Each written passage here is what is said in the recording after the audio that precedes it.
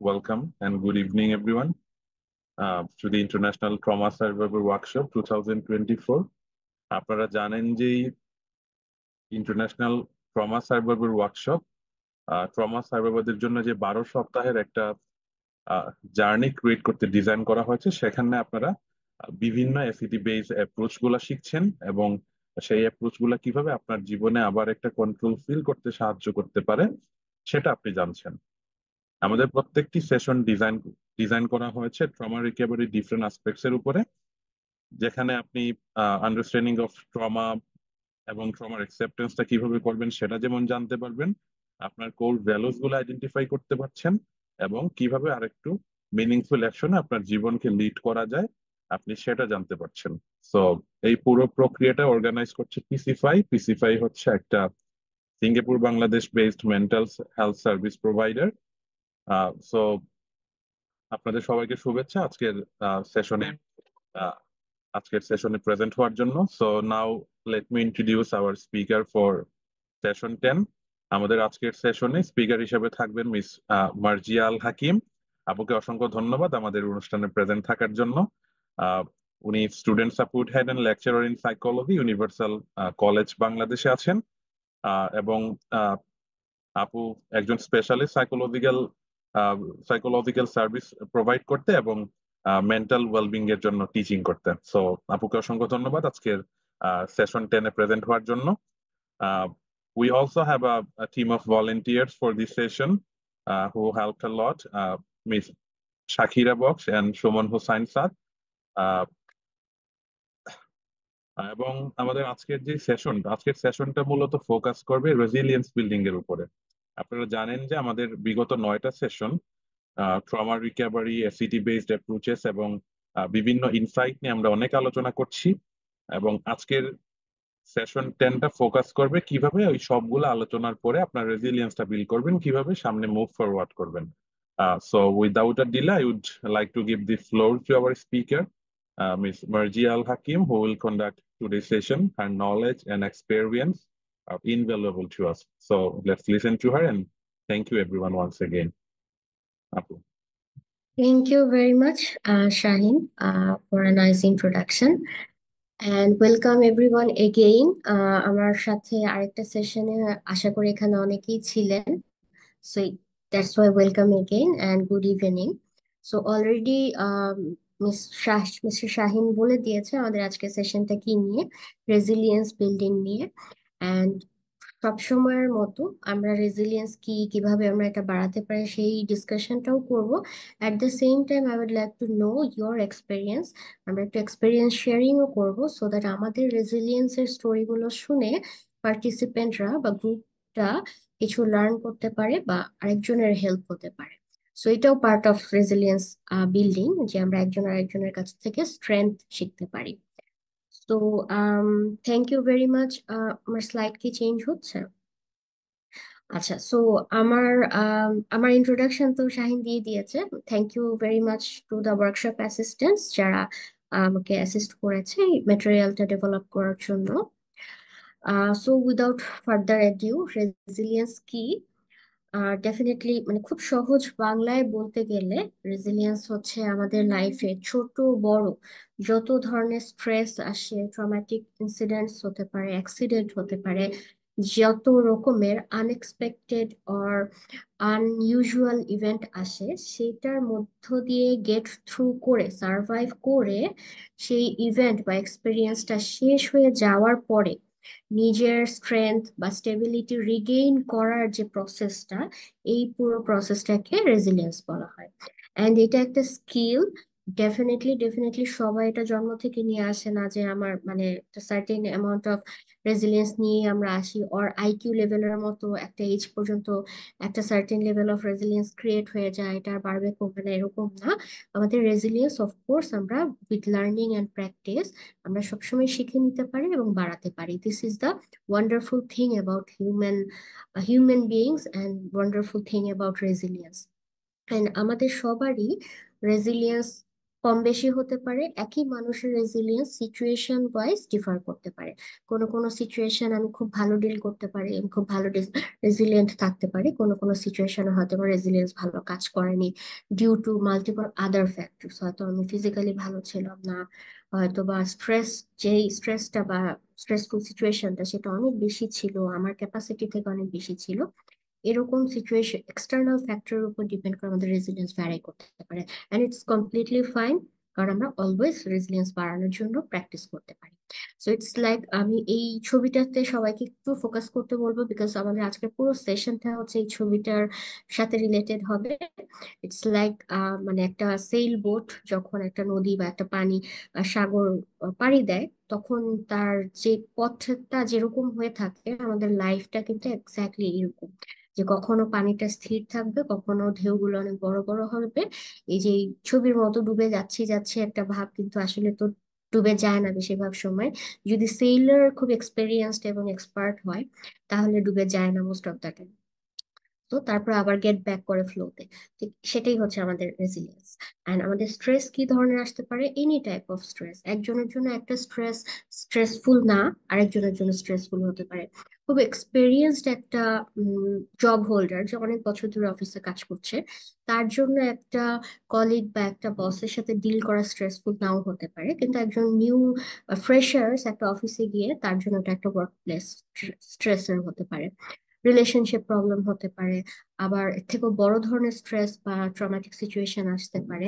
আমি যদি খুব কমন একটা এক্সাম্পল আমি দিয়ে থাকি রেজিলিয়েন্স বোঝাতে গিয়ে, সেটা হচ্ছে 2020 সালের প্যান্ডেমিক। প্যান্ডেমিকের টাইমটা এরকম ছিল আমাদের, যে আমাদের সবার কোভিড হয়নি, কিন্তু কোভিড হওয়ার একটা থ্রেট ছিল যাদের হয়নি। তো ওই কনস্ট্যান্ট যে 2 বছর 2.5 বছর একটা থ্রেট নিয়ে আমরা পার করেছি, ওটাও কিন্তু একটা স্ট্রেসফুল সিচুয়েশন। এবং ওটা দিয়ে ওটাও আমরা সার্ভাইভ করে আবার কিন্তু গেট ব্যাক করেছি আমরা। 100% নর্মালিটিতে না ফিরতে পারলেও সবাই সবার লাইফটা গুছিয়ে মুভ অন করা ট্রাই করছি। So that's our resilience actually. 2024 শেষ হয়ে যাচ্ছে, আমরা হয়তো অনেকেই 2020 ইম্প্যাক্ট ভুলতে পারিনি, বা অনেকের লাইফে আরো বড় ইম্প্যাক্ট থাকতে পারে। যেমন স্টুডেন্টদের লাইফে এটার অনেক বড় একটা ইম্প্যাক্ট আছে। সো নেক্সট, যে জিনিসটা আমাদের মাথায় রাখতে হবে রেজিলিয়েন্ট জানতে হলে, যে রেজিলিয়েন্স শিখতে হলে বা বাড়াতে হলে, সেটা হচ্ছে যে রেজিলিয়েন্স কিন্তু তখনই আমরা প্র্যাকটিস করব না যখন আমার লাইফে কোনো স্ট্রেস আসছে তখনই আমাকে রেজিলিয়েন্ট হতে হবে, বা তখনই আমার রেজিলিয়েন্স স্কিলটা বের হয়ে আসবে, এরকম না। It's a approach, it's an approach. আমরা লাইফ লং ধরে এটা শিখতে পারি, লাইফ লং এটা আমরা প্র্যাকটিস করতে পারি। সো ইটস দ্যাট অ্যাপ্রোচ, যেটা আমরা ধরেন কোনো স্ট্রেসফুল সিচুয়েশন এখনো আসেনি, বাট আমরা আর রিয়েলিটি নিয়ে আমাদের একটা ধারণা থাকবে, আমরা নিজেকে রেডি রাখবো, সেটার সেই গোল নিয়ে আমরা কিছু স্কিলস প্র্যাকটিস করতে পারি, রেগুলার ডেভেলপ করতে পারি, প্র্যাকটিস করতে পারি, সো দ্যাট আমি আমাকে রেজিলিয়েন্ট করে রাখলাম। লাইফে কোনো রকম স্ট্রেসফুল সিচুয়েশন বা অ্যাডভার্স সিচুয়েশন আসলে I can survive, so that I can get through the situation. So পানিতে পড়ার আগে বা ঝড়ে পড়ার আগেও এটা প্র্যাকটিস শুরু করে ফেলতে পারেন এবং ফেলা উচিত। অ্যাট দ্য সেম টাইম তখনই আমরা যখন নন থ্রেটেনিং টাইমে এটা প্র্যাকটিস করব, তখনই আমি কোনো একটা বিপদে বা কোনো একটা অ্যাডভার্স সিচুয়েশনে সেগুলো কাজে লাগাতে পারবো। হুট করে একটা অ্যাডভার্স সিচুয়েশনে কিন্তু আমি রেজিলিয়েন্ট হয়ে উঠতে পারবো না। মানে এটা যেটা বলছেন, জন্ম থেকেও কেউ নিয়ে আসে না, আবার এটা আকাশ থেকে এসেও পড়ে না যে হুট করে কাজে লাগবে। সো আমি প্র্যাকটিসের কথাটাই এই কারণে একটু বারবার ফোকাস করছি। So it can include any behaviors, it can include any actions. Also, it includes our thought process. আমি কিন্তু আমরা আমাদের থট প্রসেসকে মডিফাই করে healthy functional thought process practice করার মাধ্যমে নিজেকে রেজিলিয়েন্ট রাখতে পারি।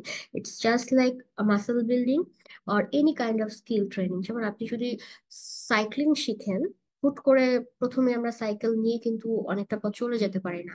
সাইক্লিং বারবার প্র্যাকটিস করি, কয়েকবার পড়ে যাই, করতে করতে একটা পর্যায়ে আমাদের ব্যালেন্স চলে আসে, আমাদের মাসেল স্ট্রেংথ চলে আসে, আমরা স্মুথলি সাইকেল চালাতে পারি। ঠিক একইভাবে আমরা সুইমিং শেখাবো, আমরা যে কোনো স্কিল যেভাবে রেগুলার প্র্যাকটিস করতে করতে শিখে, আমরা সেভাবে প্র্যাকটিস করতে করতে রেজিলিয়েন্ট হয়ে উঠতে পারি। কিন্তু most important thing is time and intention. Time থেকেও ইম্পর্টেন্ট থিং হচ্ছে ইন্টেনশন। I need to have the intention to be resilient. I need to have the intention to get through any situation life throws at me. ওই ইন্টেনশনটা থাকতে হবে। আমরা যদি passive থাকি এবং হাল ছেড়ে দিই, ওই অ্যাপ্রোচটা যদি থাকে, তাহলে আসলে অনেক আহ, চেষ্টা করেও কোনো লাভ হবে না। সো ইন্টেনশনটা থাকা লাগবে আমাদের। সো আমি আরো ডিসকাশন শুরু করার আগে একটু সবাই দেখে নিই যে আমরা কতটা রেজিলিয়েন্ট, বিকজ আই বিলিভ আমরা সবাই কিছু না কিছু পরিমাণে রেজিলিয়েন্ট। এবং ওই যে বললাম, সিচুয়েশন টু সিচুয়েশন ভ্যারি করে, কোথাও আমরা বেশি রেজিলিয়েন্ট, কোথাও আমরা কম রেজিলিয়েন্ট। তো আমাদের যেটা করতে হবে, যারা যারা ল্যাপটপ থেকে দেখছেন, মোবাইল থেকে কিউআর কোডটা স্ক্যান করে একটা ছোট্ট কোয়েশ্চেনের অ্যান্সার দিতে পারেন।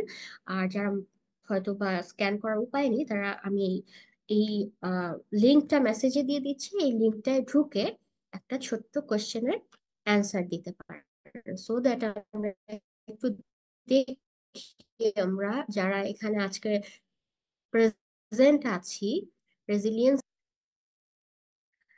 আমি চ্যাট বক্সে লিঙ্কটাও দিয়ে দিয়েছি, আপনারা স্ক্যান নেই। ঠিক আছে শাহিন, হ্যাঁ, sure. Or any other participants? কেউ যদি স্ক্যান করতে বা লিঙ্কে ঢুকতে প্রবলেম হয়, একটু জানাতে পারেন। আমি কিউআর কোড দিয়ে অলরেডি ট্রাই করছি and it works. Thank you very much. So সবার স্ক্যান করা হয়ে গেলে আমরা একটু রেজাল্টটা দেখি।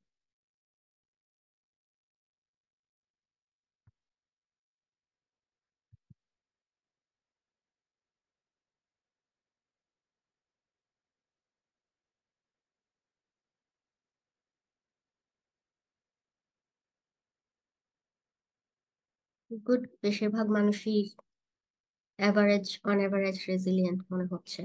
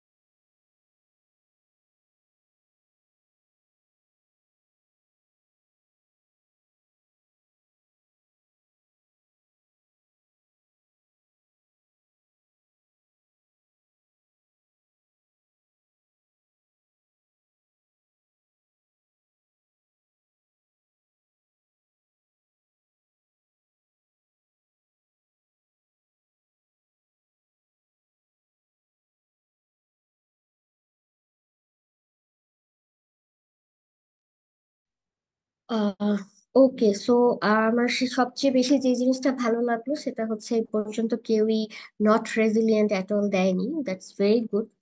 যে এই ওয়ার্কশপে নিজেদের উপর বিলিভ রাখে, আস্থা রাখে মানুষরা অ্যাটেন্ড করেছে, at the same time they want to build their resilience or improve their resilience. এই অ্যাপ্রোচটা বা এই অ্যাটিটিউডটা খুবই ইম্পর্টেন্ট আমাদের যে কোনো স্কিল ডেভেলপ করার জন্য। আমি একটু পার্টিসিপেন্টদের কাছ থেকে জানতে চাবো, although it is anonymous, but কেউ যারা দিয়েছেন, যে যারা অনেক মানে মাছ রেজিলিয়েন্ট, অনেক বেশি নিজে মনে করেন যে আমি যথেষ্ট রেজিলিয়েন্ট, তাদের দু একজন কি একটা স্টোরি শেয়ার করতে পারেন বা একটা এক্সাম্পল দিতে পারেন যে যেটার বেসিসে you think you are resilient?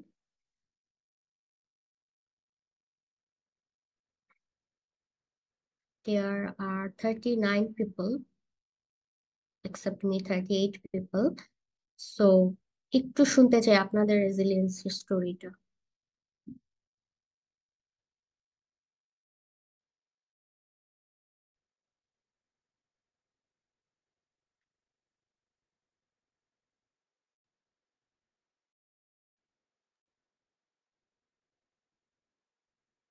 আসসালামু আলাইকুম আপু। আমাকে শুনতে পাচ্ছেন? ওয়ালাইকুম আসসালাম। জি জি, আমি Shamia, yes, thank you very much, Shamia. আহ আপু হচ্ছে আমি রেজিলিয়েন্ট নিজেকে মনে করি। এটার অনেক কারণই আছে, তার মধ্যে জাস্ট আমি একটা শেয়ার করছি আপু। যে আমি যখন হচ্ছে আহ আমার যখন এইচএসসি লেভেলে পড়ি বা তার আগেও, তো আমার হচ্ছে একটা অ্যাম্বিশন ছিল যে জিপিএ 5 এর যে একটা মানুষের একটা ডিমান্ড থাকে ফ্যামিলি থেকে, জিপিএ 5 পেতে হবে এই টাইপের। তো আমার এইচএসসি তে হয়, এসএসসি তে হয় নাই, জেএসসি তে হয় নাই, সবসময় হোঁচট খেয়েছি। এন্ড এরকমও আমার অবস্থা ছিল যে অনেক কান্নাকাটি করেছি, অনেক কথা শুনেছি, কিন্তু কিভাবে যেন আমি আবার সেটাকে বাউন্স ব্যাক করেছি। এন্ড একটা সময় মনে হলো যে ওকে ফাইন, আরো একটা ধাপ আমার এখনো বাকি আছে, চাইলে আমি সেখানেও প্রুফ করতে পারবো। ওইটা হয় ইন্টারমিডিয়েটে, যখন এইচএসসি তে জিপিএ 5টা আসে। তো কেন জানি না আমার কাছে মনে হতো যে আমি যতবারই আমার লাইফে কখনো হোঁচট খেয়েছি কোনো বিষয়ে, তখন আবার আমি সেটাকে বাউন্স ব্যাক করতে পেরেছি। এবং সেটা চলমান আছে, এখন কাজের জায়গাতেও অসম্ভব রকম সমস্যার মুখোমুখি হতে হয়, এন্ড রেগুলার সেটাতে বাউন্স ব্যাক করে চলেছি still. That's very appreciative. Thank you very much for sharing your story, Miss Shamia. And এই যে bouncing back, খুব কারেক্ট একটা টার্ম ইউজ করেছেন, এই bouncing back. This is all about resiliency actually. So আমার একটু সময় থাকলে আমি অ্যাকচুয়ালি খুবই কিউরিয়াস, একটু জানতে চাইতাম যে কি মনে হয় যে কি কি জিনিস আপনাকে বাউন্স ব্যাক করতে হেল্প করেছে। বাট সামনে হয়তো বা আমাদের কিছু অ্যাক্টিভিটি আছে, সেখানে আপনি চাইলে আবার শেয়ার করতে পারেন যে কোন কোন ফ্যাক্টর আপনাকে হেল্প করেছে। এগেইন জি থ্যাংক জি ইউ। আপু। ওকে। স্যার একজন মেসেজেও লিখেছে, দেখলাম যে লাইফে কোনো ব্যাড এক্সপিরিয়েন্স হলে সিমিলার প্যাটার্নের উনি সবসময় বাউন্স ব্যাক করতে পারে এবং মুভ অন করতে পারে। আপনাকেও অনেক অ্যাপ্রিসিয়েট করছি এবং thank you very much for sharing. So resilience যে কনসেপ্টটা, এটার বেশ কিছু কম্পোনেন্ট আছে, বাট আমি যে কম্পোনেন্ট গুলো এখন শেয়ার করবো, this is according to American psychological association. And অনেক সাব কম্পোনেন্ট আছে, বাট মোটামুটি সব কম্পোনেন্টকে 4টা ব্রড কম্পোনেন্টে ভাগ করা যায়। এটা শেয়ার করার কারণ হচ্ছে সো দ্যাট আমরা বুঝতে পারি যখন আমরা স্ট্র্যাটেজি গুলো জানবো, কোন স্ট্র্যাটেজি প্র্যাকটিস করে আমরা সে কোন কম্পোনেন্টটা ওয়ার্ক করছে সেটা আমরা কানেক্ট করতে পারি। তো ব্রডলি রেজিলিয়েন্সের কম্পোনেন্ট হচ্ছে এই 4টা। হ্যাঁ, ফার্স্ট ওয়ান ইজ ওয়েলনেস। তো আমাদের একটা জিনিস সবসময় মনে রাখতে হবে যে আমাদের মাইন্ড, সাইকোলজি, হ্যাঁ, যে কোনো আমাদের প্রফেশন, ক্যারিয়ার, আমাদের ড্রিম, সবকিছু it all starts from our body, যেটাকে আমরা সবচেয়ে বেশি ইগনোর করে থাকি। আমরা অনেক কিছু করি, অনেক কিছু কিনি, অনেক কিছু কনজিউম করি, অনেক গোল সেট করি, কিন্তু যেই জিনিসটা থেকে সবকিছু শুরু, সেই জিনিসটা মানে আমাদের ব্রেইন, আমাদের মাইন্ডে সবকিছু প্রসেস হচ্ছে, এই ব্রেইনটাও কিন্তু engaged by our body. So we have to take care of our body first. If I don't exercise, মানে ঠিক মতো খাচ্ছি না, ঠিক মতো ঘুমাচ্ছি না, ঠিক মতো বডিলি অ্যাক্টিভ থাকছি না, তাহলে আসলে কোনো ওয়ার্কশপ করে বা অনেক ওষুধ খেয়েও কোনো লাভ হয় না। তো এই জিনিসটা আমাদের সবসময় মাথায় রাখতে হবে যে বডি টেক কেয়ার দিয়ে আমরা কিন্তু আমাদের বাকি কম্পোনেন্ট গুলোকে কাজ করা শুরু করতে পারি। সো ওয়েলনেসে প্রায়োরিটাইজ করা, ওয়েলনেসে অনেক প্র্যাকটিস করা, ওয়েলনেস ইমপ্রুভ করার জন্য এটা খুব ইম্পর্টেন্ট ফর আওয়ার রেজিলিয়েন্স। সুস্থ দেহ সুস্থ মন, কথাটা খুব সহজ শোনালেও কথাটা খুবই পাওয়ারফুল। আচ্ছা, আমি সুস্থ থাকতে পারি, দেন আমি বাকি সব কাজ করতে পারবো। তারপর আসে আমাদের কানেকশনস। কানেকশনস কি? আমাদের সোশ্যাল রিলেশনশিপস। এখন রিলেশনশিপস অলওয়েজ টু ওয়েজ একটা ফ্যাক্টর মাথায় রাখতে হবে, টু পার্টিস ফ্যাক্টর। এখানে আমি ওর আরেকটা পার্সন, ওর আরেকটা গ্রুপ অফ পার্সনস থাকতে পারে। সো এই রিলেশনশিপস গুলো, কানেকশনস গুলো অবশ্যই হেলদি হতে হবে to build our resilience or to enhance our resilience. সেটা কিরকম? আমাকে যেমন এমপ্যাথি প্র্যাকটিস করতে হবে, আন্ডারস্ট্যান্ডিং, কম্প্যাশনেট হতে হবে টুয়ার্ড আদার্স, আমাকে আবার ওই ধরনের মানুষও বেছে নিতে হবে, খুঁজতে হবে যাদের সাথে আমি হেলদি বন্ডিং ক্রিয়েট করবো। সো এই জায়গায় আমাদের ইমোশনাল ইন্টেলিজেন্স চলে আসে, বুঝতে হবে কার সাথে কতটুক রিলেশন, মানে ডেপথ রিলেশনশিপ রাখবো, কার সাথে কতটুকু বাউন্ডারি সেট করবো। এই জিনিসগুলো বুঝে কিন্তু আমরা হেলদি কানেকশন ক্রিয়েট করতে পারি। এখন তার মানে কি এই যে আমার লাইফে যে আজকাল খুব ক্লিশে কথাবার্তা চলে যে টক্সিক মানুষ কাট অফ করে দিতে, তো আমি একটু আপনাদের কাছ থেকে জানতে চাচ্ছি যে হেলদি কানেকশন ক্রিয়েট করতে হলে তার মানে কি এই যে নেগেটিভ টক্সিক পার্সনদের কাট করে দিব আমাদের লাইফ থেকে আর বাদ দিয়ে দিব? কি মনে হয় আপনাদের?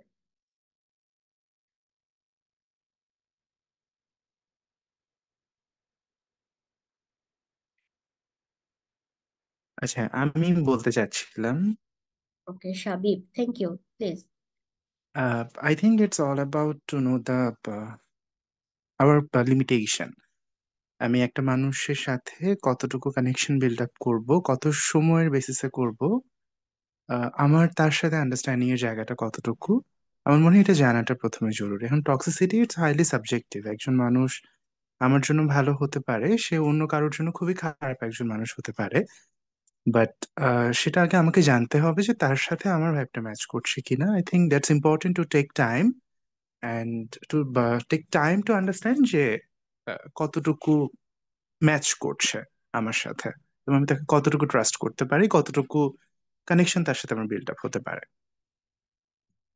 Thank you very much mister Shabib, খুব সুন্দর করে বলেছেন যে আমাকে আসলে এই লেভেল গুলো বুঝতে হবে, এন্ড এই লেভেল গুলো বুঝে কিন্তু আমরা হেলদি কানেকশন আলাদা করব, এবং ওটাও আমাকে রাখতে হবে। আরেকজন যেমন মেসেজে লিখেছেন sometimes it's important to cut people, negative people, এটাও হতে পারে কিন্তু এক্সটেন্ট গুলা বুঝতে হবে। অনেক সময় এরকম হতে পারে আমাদের ফ্যামিলি মেম্বার্স বা আমরা যার সাথে কাজ করি পিয়ার গ্রুপে কেউ কিছু কিছু মানুষ আছে যাদের কিছু কিছু আচরণ আমার জন্য হেলদি না, পছন্দ না। তো আমাকে ওই কাট করতে চাইলে করা যেতে পারে, কিন্তু এভাবে কাট করে তো আমরা একদম লোনলি হয়ে যাবো একসময়, তাই না? তো ওই জিনিসটা আমাদের বুঝতে হবে। কিন্তু এটাও হতে পারে যে আমরা তার সাথে একটা বাউন্ডারি রিলেশনশিপ রাখতে পারি এবং এটা অ্যাকসেপ্ট করে নিই যে তার সাথে আমার হেলদি কানেকশন নেই, কিন্তু আমি অন্য কোনো হেলদি রিলেশনশিপ নার্চার করার মাধ্যমে হেলদি কানেকশন ক্রিয়েট করতে পারি। So it's not all about all or nothing. So আমাদেরকে এই মাঝখানে গ্রে এরিয়াতে অনেক কিছু চিন্তা করতে হবে। আম, একদম অল অর নাথিং হয়ে গেলে দেখা যাবে একটাও কানেকশন, হেলদি কানেকশন ক্রিয়েট করতে পারছি না। তো এই জায়গায় আমাদের ইমোশনাল ইন্টেলিজেন্সকে আবার আনতে হবে এবং মাচ থট দিতে হবে, আমাদের ক্রিটিক্যাল থিঙ্কিং ইউজ করতে হবে। দেন আরেকটা কম্পোনেন্ট হচ্ছে হেলদি থিঙ্কিং, যেটা শুরুতে বলছিলাম যে রেজিলিয়েন্স বাড়ানোর জন্য অ্যাকশন বিহেভিয়ার্সও যেমন আছে, আমাদের থট প্রসেসটাকে হেলদি রাখা, প্রোডাক্টিভ ফাংশনাল রাখাটাও খুব ইম্পর্টেন্ট। সেটা আমরা কিভাবে করতে পারি? আমরা পার্সপেক্টিভ টেকিং এর মাধ্যমে করতে পারি। পার্সপেক্টিভ টেকিং মানে হচ্ছে যে আমাদের একটা ইস্যুতে 10 জন মানুষের 10 রকম পার্সপেক্টিভ থাকতে পারে, অ্যান্ড নট নেসেসারি যে আমার সবার সব কথা দিয়ে ইনফ্লুয়েন্স হতে হবে, নট নেসেসারি আমার সবার সব কথা বিশ্বাস করে নিতে হবে, but we can listen to other perspectives, we can take in other perspective, then evaluate and judge, and then we can prioritize our values। সেভাবে নিজের পার্সপেক্টিভও আমি হোল্ড করতে পারি, বাট ওপেন থাকাটা খুব important healthy thinking process create করার জন্য। Change accept করে নেওয়াটা খুব ইম্পর্টেন্ট, ওই যে অ্যাডাপ্ট করে নেওয়ার জন্য। রেজিলিয়েন্স মানে স্ট্রেসফুল, ট্রমাটিক বা কোনো রকম আনইউজুয়াল এক্সপিরিয়েন্সের সাথে অ্যাডাপ্ট করে নেওয়ার জন্য চেঞ্জ অ্যাকসেপ্টিং একটা মানসিকতা আমাদের থাকতে হবে, যে যে কোনো ঘটনায় পজিটিভ হোক নেগেটিভ হোক part of life experience, and যে কোনো চেঞ্জ এটাও আমাদের পার্ট অফ লাইফ, এভাবে করে একটা ওপেন অ্যাটিটিউড রাখতে হয়। দেন আরেকটা জিনিস আছে যেটা হচ্ছে পজিটিভ একটা অ্যাটিটিউড রাখা। এখন আমি আবার আরেকটা কোয়েশ্চেন থ্রো করবো, সেটা হচ্ছে যে পজিটিভ থিঙ্কিং মানে কি? সবকিছু পজিটিভলি দেখা? এনিওয়ান?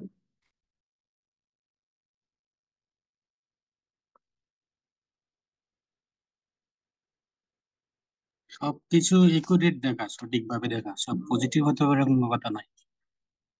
সঠিক জিনিসটা সঠিক জিনিসটা দেখা, সেটা কিরকম হতে পারে? সঠিকভাবে বুঝতে, যেমন আমার একজন ফ্রেন্ড একটা কথা বললো, ওইটা কোন সেন্সে বলছে এটা সঠিকভাবে উপলব্ধি করা। গুড। অথবা আমার বস, পিয়ার গ্রুপ, নিজের সাথে নিজে যখন টকিং করি তখনও ফিলিংসটা সঠিকভাবে বোঝা যায়, আসলে ফিলিংসটা কেন হচ্ছে,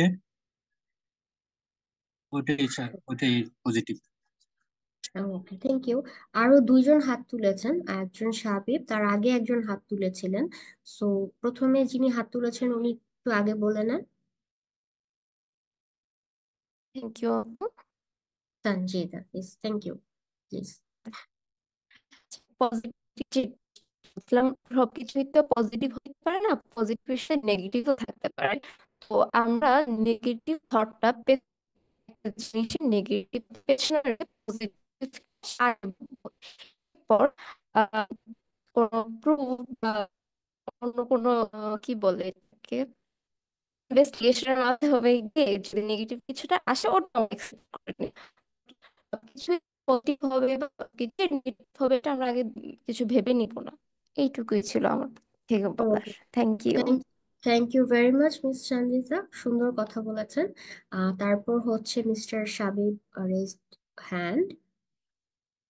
আই বিলিভ যে আসলে আমরা ঠিক একটা ইনসিডেন্ট থেকে একটা ফ্যাক্ট থেকে কতটুকু এক্সট্রাক্ট করতে পারছি, দ্যাটস ইম্পর্টেন্ট। আমরা আসলে কিভাবে সেটাকে এক্সট্রাক্ট করছি, ইটস ইম্পর্টেন্ট। একটা ইভেন্ট সেটা আমার ফেভারে থাকতেও পারে, নাও থাকতে পারে। এখন সেটা থেকে আমি কি লেসনটা নিচ্ছি এবং কিভাবে আমার লাইফে ইমপ্লিমেন্ট করছি, দ্যাটস ইম্পর্টেন্ট। একটা খারাপ সিচুয়েশন আমার সাথে খুব খারাপ হয়েছে, I am feeling bad, it's totally fine, but এটাকে কি আমি কি একটা লেসন হিসেবে নিচ্ছি ফর ফিউচার, নিতে পারছি কিনা, আই থিঙ্ক দ্যাটস ইম্পর্টেন্ট। যদি নিতে পারি, আমার মনে হয় যে এটাই হচ্ছে একটা এক্সাম্পল হতে পারে পজিটিভ থট প্রসেসের। Thank you. Okay, thank you very much. সবাই খুব সুন্দর সুন্দর পার্সপেক্টিভ দিয়েছেন, এন্ড এই সবগুলো মিলিয়েই কিন্তু আমরা এই তিনজন যে কথাগুলো বলেছেন এগুলো যদি আমরা একটু হোল্ড করতে পারি, এটা আসলে আমাদের একটা পজিটিভ অ্যাটিটিউড হোল্ড করা। অ্যান্ড মানে most important distinction here is সবকিছু পজিটিভলি দেখতে হবে, এই প্রেশারটা না নেওয়া। কারণ আমাদের লাইফে নেগেটিভ ঘটবে, যেমন একটা খুব সহজ কথা, দিন আছে যেমন রাত থাকবে, হ্যাঁ এরকম হচ্ছে যে আমাদের ফেভারেবল জিনিস থাকবে, as mister Shabib shed, unfavourable জিনিসও থাকবে। এটা কখনোই পসিবল যে ফেভারেবল কিছু হবে না কারোর লাইফে। সো সবই হবে, কিন্তু আনফেভারেবল আর নেগেটিভ এক্সপিরিয়েন্সকে জোর করে পজিটিভলি দেখতে হবে। That's not positive attitude, that's actually lying to our selves. তো পজিটিভ অ্যাটিটিউড ইজ যে নেগেটিভ কিছু হলেও সেখান থেকে আমরা কষ্ট পাবো, ইমোশনটাকে অ্যাকসেপ্ট করে নেওয়া, কিন্তু সেখানে আদার এক্সপ্লেনেশন অর আদার সাইডস কি আছে সেগুলো খুঁজে বের করার চেষ্টা করা, ওপেন থাকা টুয়ার্ড দ্য এক্সপেরিয়েন্স, এই জিনিসগুলো। অ্যান্ড ওই যে যেটা Miss Sanjita said very nicely, যে সবকিছু আগের থেকে ধরে নেবো না নেগেটিভ হবে, সেটাও part of positive attitude. Thank you very much. সেটা হোল্ড করতে পারাই কিন্তু আমাদের একটা হেলদি থিঙ্কিং প্রসেস ক্রিয়েট করে, which is a component of resilience. The last and most important thing is, another most important thing is meaning. আমাদের লাইফে একটা মিনিং থাকতে হবে। আমি শিওর আপনারা ভ্যালুজ রিলেটেড একটা সেশন করেছেন, এন্ড যদি করে থাকেন সবাই একটু থামস আপ দিতে পারেন, যারা যারা এখানে করেছেন, 40 আউট অফ 44 পিপল। সো তারা এই জিনিসটা অলরেডি ডিসকাস করে ফেলেছেন যে আমাদের লাইফে পারপাস এন্ড মিনিং থাকতে হবে। পারপাস এন্ড মিনিংলেস ভাবে আমরা যদি কিছু করি, আমরা কিন্তু আসলে কোনো গোল রিচ করতে পারবো না। এন্ড আমরা আমাদের যে জার্নিটা, এটা আমাদের জন্য আহ হ্যাপি হবে না, আমরা খুবই ডিস্ট্রেসিং একটা জার্নিতে থাকবো। এটা কিরকম, আমি খুব সহজ একটা এক্সাম্পল দিই। যে দেখবেন প্যারেন্টস, অনেক parents, I am not blaming any parents, but অনেকেই ফ্যামিলির প্রেশারে তাদেরকে ধরেন তাদের স্বপ্ন যে বাচ্চাকে ডক্টর বানাবে, জোর করে মেডিকেলে ভর্তি করায় দিল। ওই মানুষটার 5 বছরের এমবিবিএস জার্নিটা কি খুব হ্যাপি হওয়ার কথা? হতে পারে যদি তারও ডক্টর হওয়ার একটা ইচ্ছা থাকে, ড্রিম থাকে, তাহলে সে হয়তো বা, কারণ এমবিবিএস এর প্রেশারটা অনেক, সে কোপ করে নিবে, হ্যাঁ দিন শেষে জানবে যে আমার একটা গোল আছে, আমার গোলে পৌঁছানোর জন্য আমি এই কষ্টগুলো করছি। কিন্তু যে ডক্টর হতে চায় না, তাকে ওই লাইনে আসতে হয়েছে, তার জন্য কিন্তু এটা অনেক ডিস্ট্রেসিং হয়ে যেতে পারে। আম, আবার অনেক, এটা একটা প্রফেশনের উদাহরণ দিলাম, অনেক সময় আমরা অনেক জবও চুজ করে নেই, কিন্তু মিনিং পারপাসের সাথে কানেক্ট করতে পারি না। সো ইটস ওকে, ছোটবেলায় আমরা এই জিনিসগুলো বুঝবো না, but once we are adult we have to find our purpose, we have to find the meaning in our মানে টাস্ক, যে আমি কি করছি, কেন করছি, কি অ্যাচিভ করছি, এগুলো। তো সেইগুলো খোঁজাটা, সেগুলোর সাথে ওপেন থাকাটা খুব জরুরি। অ্যান্ড কন্টিনিউয়াসলি সেলফ গ্রোথ ডেভেলপমেন্টের জন্য কাজ করাটা খুব ইম্পর্টেন্ট। এন্ড আরেকটা জিনিস খুব মানে স্পিরিচুয়ালিটি এখানে চলে আসে, অনেক অ্যাকশন এগুলোর মধ্যে চলে আসে, যেমন আরেকজনকে হেল্প করা, অল্ট্রুইজম, এটাও কিন্তু একটা রেজিলিয়েন্সের কম্পোনেন্ট। এমন কেউ আছে এখানে আমরা যে একজনকে হেল্প করে কখনো শান্তি পাইনি? হতে পারে যে একটা হেল্প করলাম কিন্তু তার কাছ থেকে পজিটিভ কিছু রেসিপ্রোকেটেড হয়নি, এবং আমরা অনেক সময় ফিল করি যে তোর কি কারণে কাজটা করলাম। তো ওই জায়গায় নিজেকে একটু কোশ্চেন করতে হবে যে আমি আসলে হেল্পটা কেন করেছি। আমি কি নিজের জন্য হেল্প করেছি না আরেকজনের জন্য হেল্প করেছি? তো আমি যদি নিজের ইগো স্যাটিসফাই করার জন্য হেল্প করে থাকি, চান্সেস আর যে আমি সবসময় রেসিপ্রোকেশন এক্সপেক্ট করবো এবং আমরা ডিসঅ্যাপয়েন্টেড হবো। সো হেল্প যদি করে থাকি আমরা, আমাদের হেল্পিং অ্যাটিটিউডটা থাকতে হবে যে না, আমি আসলে আরেকজনকে হেল্প করার জন্য হেল্প করছি।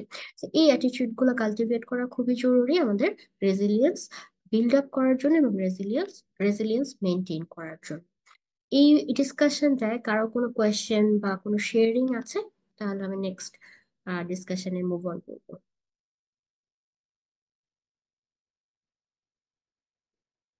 আমার মনে হয় নেই, আমি মুভ ফরওয়ার্ড করছি। ওকে, সো এই যে আমরা রেজিলিয়েন্সের ডেফিনেশন, ইন্ট্রোডাকশন বা কম্পোনেন্টস গুলো ডিসকাস করলাম, I hope we already understood what is the importance, and I believe you all know what is the importance of resilience. That's why you signed in for this session. Then again, to summarize, resilience আমাদের কেন build up করতে হবে? ওই যে আমাদের লাইফে negative experience আসবেই, এটা অবধারিত। ডিস্ট্রেস আসবে, ট্রমাটিক ইভেন্টও ঘটতে পারে, আনএক্সপেক্টেড ইভেন্ট চলে আসবে। হু নোজ সামনে আরেকটা প্যান্ডেমিক চলে আসে কিনা, আরো 2 বছরের জন্য আমরা বাসায় বসে যাই কিনা, তাই না? সো যে যাই আসুক, ওটা শেষ হয়ে যাওয়ার পর যেন আমরা রিবাউন্ড করতে পারি, বাউন্স ব্যাক করতে পারি, সেটার জন্য আমাদের রেজিলিয়েন্সটা আগে থেকে ডেভেলপ করে রাখাটা জরুরি। আমাদের লাইফের কোপ করার জন্য, কোপিং স্ট্র্যাটেজি গুলা এনহ্যান্স করার জন্য জরুরি, আমাদের ফিজিক্যাল মেন্টাল হেলথ এনহ্যান্স করার জন্য ইম্পর্টেন্ট। অ্যান্ড অফকোর্স একটা স্ট্রেসফুল সিচুয়েশনের মধ্যে দিয়ে যখন আমরা যাই, ওই স্ট্রেসটা শেষ হয়ে গেলেও ওই স্ট্রেসের ইম্প্যাক্ট কিন্তু থেকে যায় আমাদের physically, mentally, wear and tears কিন্তু থেকে যায়, এবং ওটা থাকবে সবারই, কারো কম থাকে কারো বেশি থাকে। কিন্তু রেজিলিয়েন্স ভালো হলে আমাদের ওই ইম্প্যাক্টটা রিডিউস করে নিয়ে আসাটা, কম টাইমের মধ্যে রিডিউস করে নিয়ে আসাটা ইজিয়ার হয় যাদের রেজিলিয়েন্স বেশি। সেগুলোর জন্য অবশ্যই আমাদের রেজিলিয়েন্স শিখতে হবে, বাড়াতে হবে। সো এগেইন আমি যদি একটু কানেক্ট করি, যে শুরুতে আমি বলেছিলাম যে আমাদের আসলে লাইফটা হচ্ছে একটা সেল বোট সিচুয়েশন। আমরা ধরেন বড় কোনো একটা সাগর, মহাসাগর, একটা যার যার সেল বোট নিয়ে পাড়ি দিচ্ছি। অ্যান্ড এই সেল বোটের পাড়িটা দেওয়াটা আসলে প্রতিদিন প্রতি মুহূর্তে একরকম হয় না। কি হয় এটা যদি একটু দেখি যে কেন সেল বোটের সাথে কোথায় কোথায় আমাদের লাইফে মিলে, আমি এই ম্যাটেরিয়ালটা রেফারেন্সটা শেষে দিয়ে দিব, আপনারা রেফারেন্সে এটার আরো ডিটেইলে জানতে পারেন। তো যদি একদম 1 নম্বর কম্পোনেন্টটা একটু দেখি আমরা, আম, সেটা হচ্ছে ওয়াটার। হ্যাঁ, সেটা কি? সেটা হচ্ছে আমাদের এনভায়রনমেন্ট, আমরা যেই এনভায়রনমেন্টে বসবাস করি। It can be our geographical location, it can include our country, it can include our area, হ্যাঁ, community, our home, যে বাসাটায়, যে বিল্ডিংটায় আমরা থাকি, যে অফিসটায় কাজ করি, যে ইউনিভার্সিটি বা যে কলেজ স্কুলটায় আমরা রেগুলার যাই, it all includes it's included in our water. It is our physical reality. আচ্ছা, তো এই ওয়াটারটার মধ্যে আমি আসলে ডে টু ডে সার্ভাইভ করছি, গেট থ্রু করছি। দেন আরেকটা কম্পোনেন্ট আসে সেল বোটের, দ্যাট ইজ স্টিয়ারিং হুইল।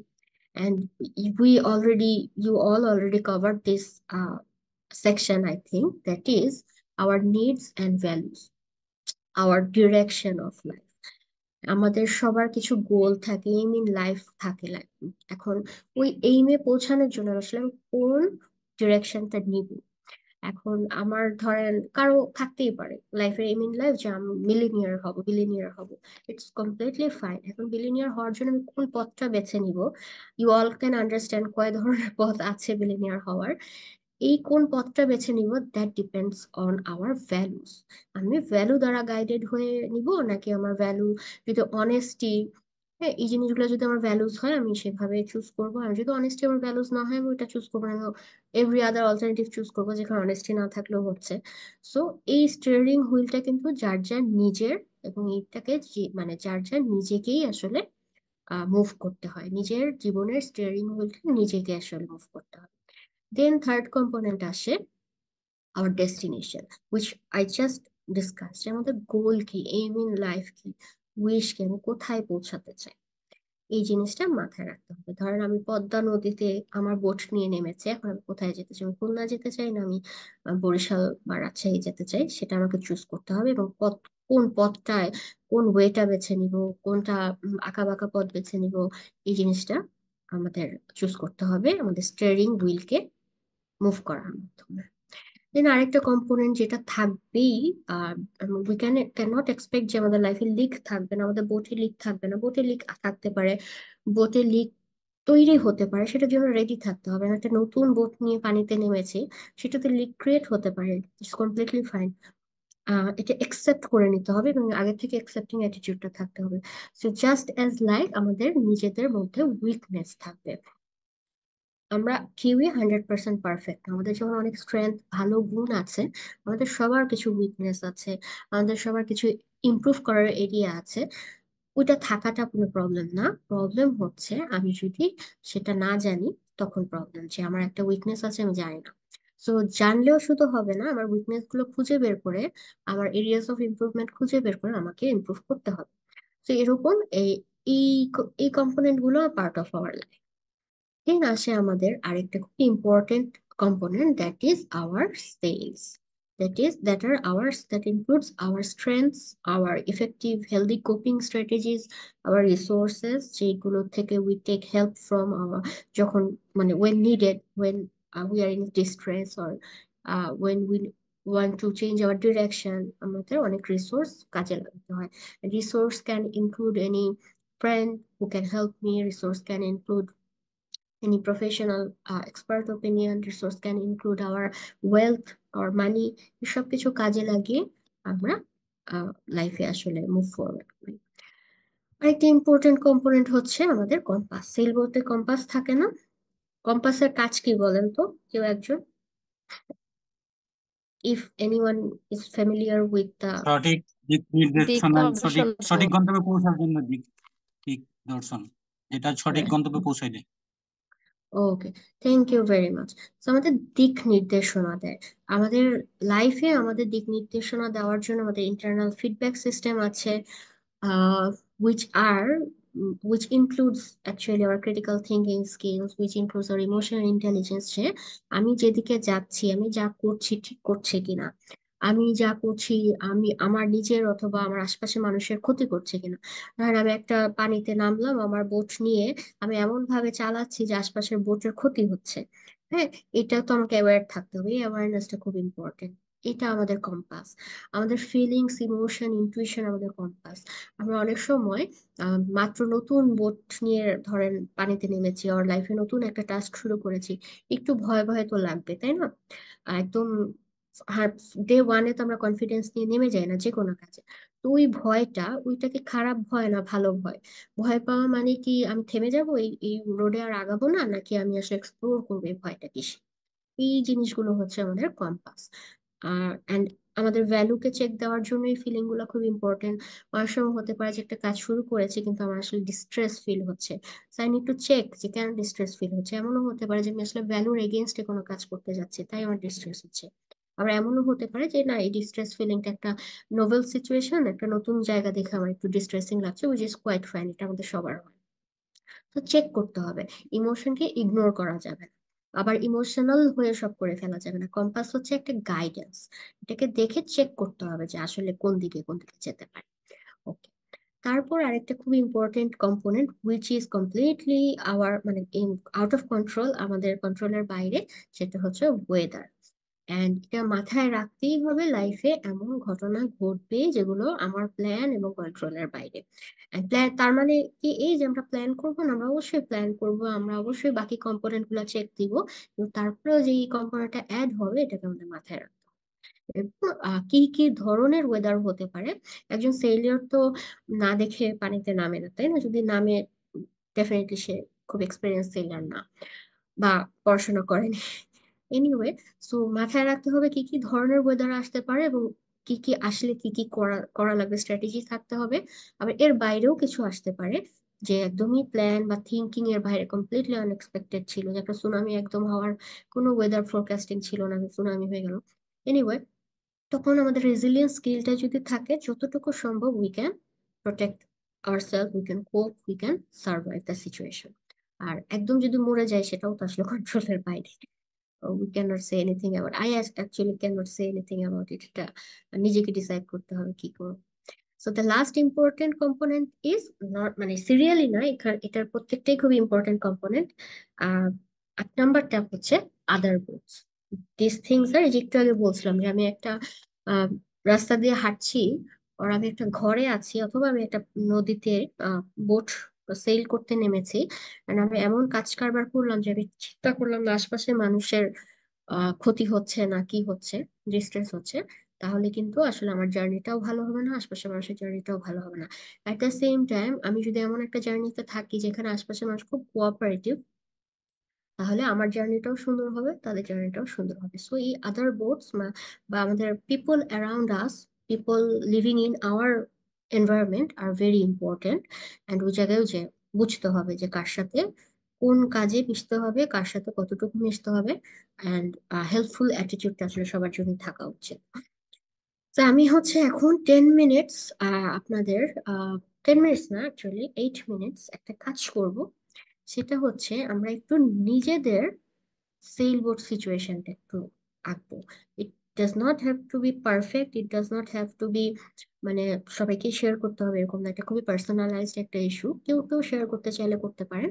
তো সবাইকে একটু টাইম নিতে বলবো, 5 minutes to think about your sailboat situation. If you have a paper and pencil or মোবাইলেও অনেকে লিখে আঁকে আজকাল, অথবা কম্পিউটারে, জাস্ট একটু নিজের সেলবোট সিচুয়েশনটা দেখি যে আমার ওয়াটারটা কি, আমার স্টিয়ারিং হুইলে কি কি আছে, আমার ডেস্টিনেশন কি, আমার এরিয়াস অফ ইমপ্রুভমেন্ট কি কি, আমার স্ট্রেংথস কি কি, আমার সেলস কি, আমার কম্পাস, আমার গাইডেন্স কি কি, আমার আনএক্সপেক্টেড সিচুয়েশন কি কি, অ্যান্ড আমার আদার বোটস কার। একটু থট দেই এটার উপরে, অ্যান্ড একটু এঁকে ফেলি বা লিখে ফেলি, দেন আমরা শেয়ারিং এ যাব, যার যা শেয়ার করার ইচ্ছা শুধু। শেষ। তো আমরা একটু 8 মিনিটস টাইম নিই, আমি 5 মিনিটসে আবার ব্যাক করছি। ঠিক আছে, একটু যদি সবাই থামস আপ দেন তাও ভালো হয়।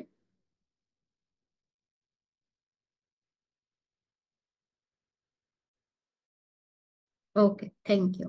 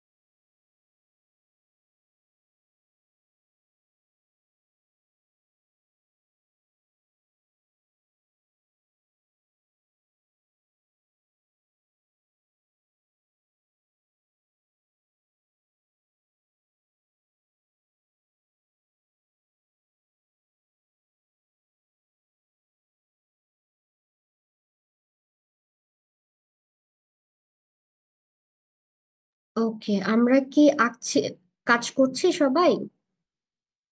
একটু আওয়াজ শুনি কয়েকজনের। Yes, ma'am. Okay, thank you.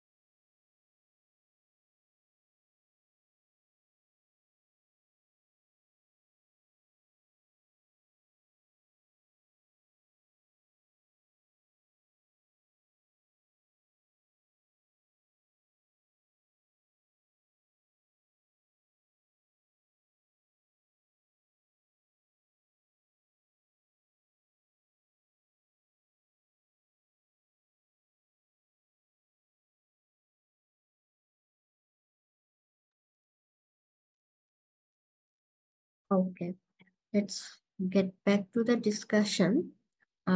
কারো যদি একটু শেষ হয়ে থাকে, শেয়ার করতে চান, আমরা একটু শেয়ারিংটা শুরু করি। Is there anyone who wants to share?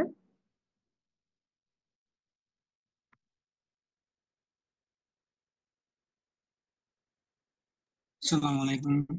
ওয়ালাইকুম আসসালাম। আমি শেয়ার করতে চাই ওকে।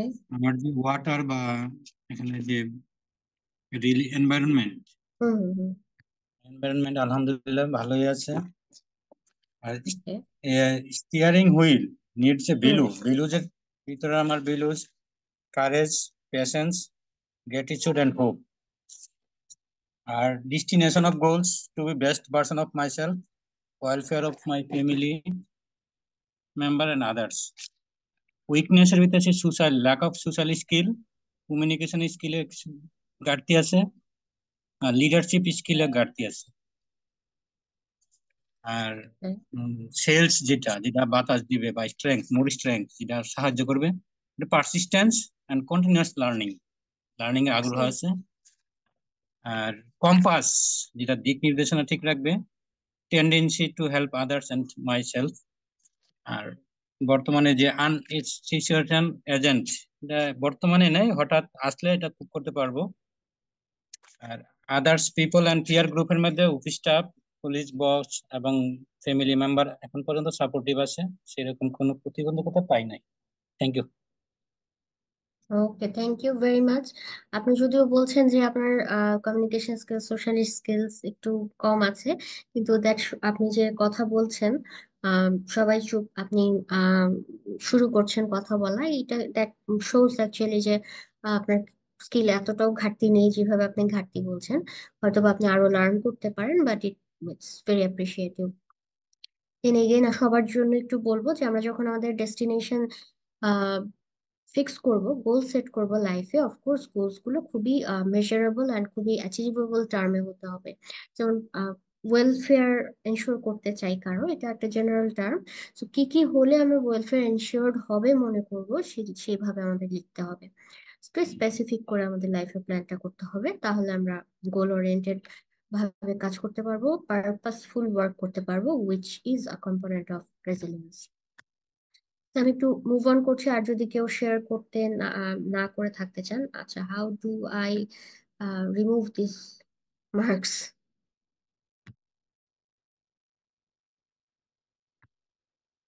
I don't know. হ্যাঁ, কোনো আইডিয়া শাহিন? আই টিক গুলো কিভাবে রিমুভ করতে পারি? আম, হ্যাঁ, আমি দেখছি। There is eraser. Oh, nice.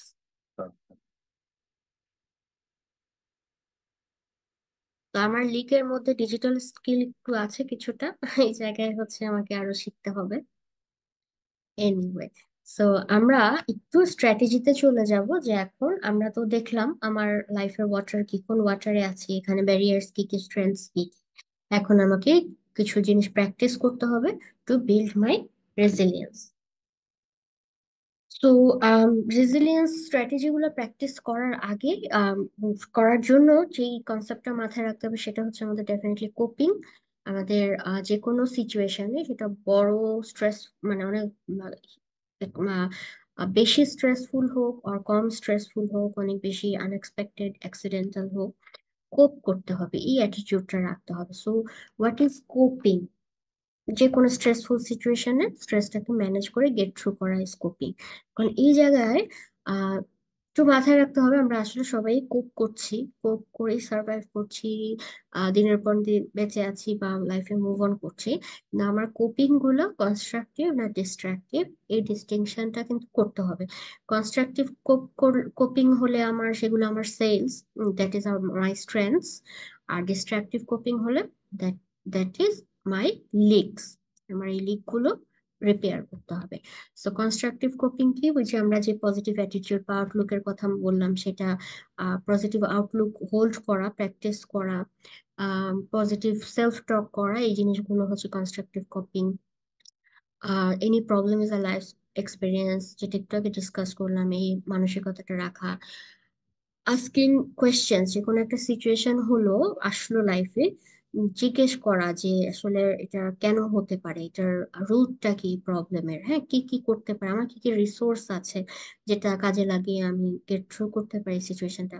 একটু আগে যে প্র্যাকটিসটা করলাম, নিজের সেলফ সিচুয়েশনটা চিন্তা করা, এটাও কিন্তু এক ধরনের কনস্ট্রাকটিভ কোপিং এর পার্ট হতে পারে। প্রবলেম সলভ করতে যাওয়ার আগে অ্যাসেস করে নেওয়া আমার কি কি আছে। তারপর হচ্ছে ডেফিনেটলি রেশনাল প্রবলেম সলভিং করা, আমি একটা জিনিস পারি না, ইটস কমপ্লিটলি ফাইন, তার মানে এই না যে শেষ, আমি এই প্রবলেম সলভ করতে পারবো না, আমি কার কাছ থেকে হেল্প পেতে পারি, কি হেল্প লাগবে আমার, এগুলো খোঁজা হচ্ছে constructive coping. Of course social support, social support নেওয়া from other boats in the same water, that can be my family, friends, colleagues, and of course if necessary we can always take help from professionals can be a lawyer, professionals can be a psychologist, or এই ধরনের help দরকার। Destructive coping কি, destructive coping ও coping, যে কোনো আমাদের stressful সিচুয়েশনে আমি destructive coping দিয়েও পার করে দিতে পারি। বা ডিস্ট্রাকটিভ কোপিং দুইটা কাজ করে, একটা হচ্ছে যে আমার প্রবলেম সলভ করে না, আর একটা হচ্ছে আমার প্রবলেমকে ওয়ার্স করে দেয়। সেটা কিরকম, খুব সহজে স্ট্রেসে থাকলে, আম, সেটা অ্যানোনিমাসলি অনেকে শেয়ার নাও করতে চাইতে পারেন। অনেকেই আছে, আমরা স্ট্রেসে থাকলে কি হয়, মনে হয় না যে একটা সিগারেট স্মোক করে আসি। সো এটা কি ধরনের স্কোপিং? খুব সহজ প্রশ্ন।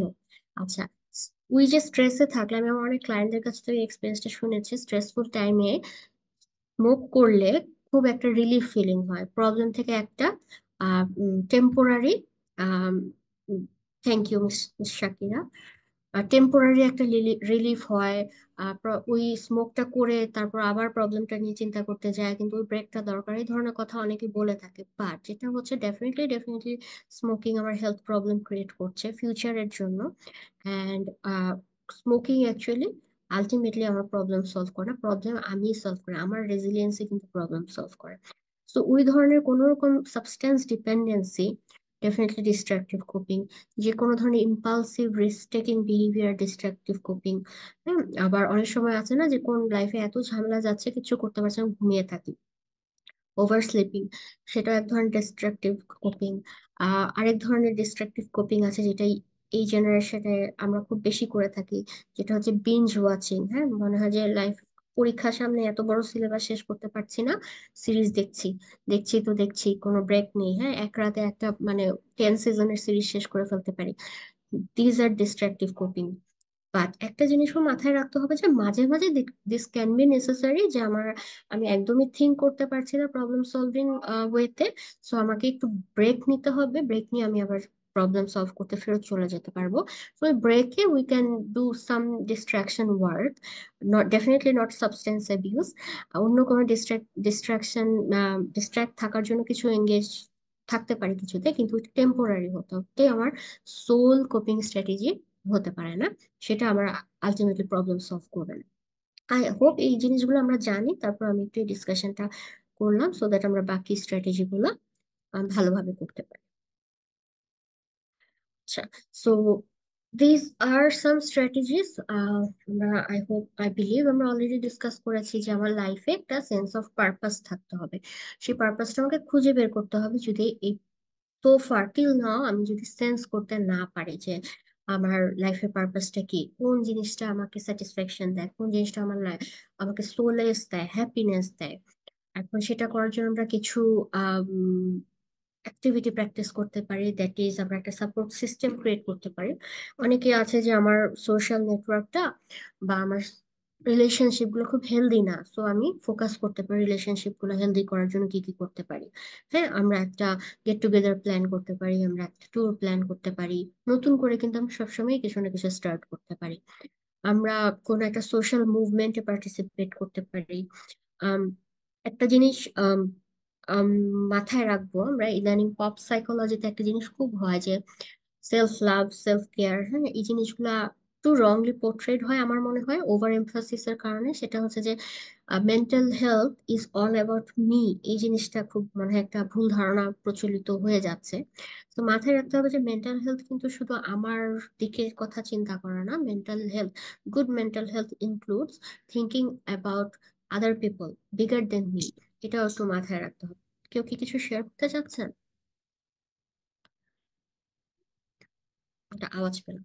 এনিওয়ে, সো আমরা যদি সবসময় নিজের লাইফের কথা, নিজের ডিস্ট্রেসের কথা, নিজের প্রবলেমের কথায় ফোকাস থাকি, তাহলে কিন্তু আমরা আদার দেন মি বা বিগার দেন মি কখনো ভাবতে পারবো না, লাইফে হয়তো বা পারপাসও খুঁজে পাবো না। তো এই কারণে একটু নিজের ইস্যু নিয়েও ভাবতে হবে, প্রবলেম সলভ করতে হবে, অ্যাট দ্য সেম টাইম আমাকে অন্যান্য ইস্যুতেও ইনভলভ হতে হবে। That can B social movement, that can be helping a family member, that can be helping a relative. হ্যাঁ, যে কোনো কিছু হতে পারে, আমাদের খুঁজে নিতে হবে এই জিনিসগুলা। আমাদের ওই যে যে জিনিসটা বলছিলাম ওয়েলনেস, মানে নিজের লাইফ, বডি, লাইফস্টাইল, এই জিনিসগুলোতে টেক কেয়ার করতে হবে। আমাদের ডিফারেন্ট কালচার সম্পর্কে জানার জন্য ওপেন থাকতে হবে। হ্যাঁ, আমরা অনেকেই একটা খুব ট্রেন্ড হয়ে গিয়েছে বিভিন্ন জায়গায় ট্যুরে যায়, which is very good, but ট্যুরে যাওয়া যেন অনলি ছবি তোলার সোশ্যাল মিডিয়াতে দেওয়ার জন্য না হয়। ট্যুরে যাওয়া, ট্রাভেল করা, ডিফারেন্ট পিপলের সাথে কথা বলা, ডিফারেন্ট কালচার সম্পর্কে নলেজ গেইন করা, হ্যাঁ, ডিফারেন্ট পার্সপেক্টিভ গেইন করা, এই গোলগুলো নিয়ে আসলে আমাদের আহ থাকা উচিত। তাহলে আমরা লাইফে পারপাস, মিনিং এগুলা সার্চ করতে পারি। Art,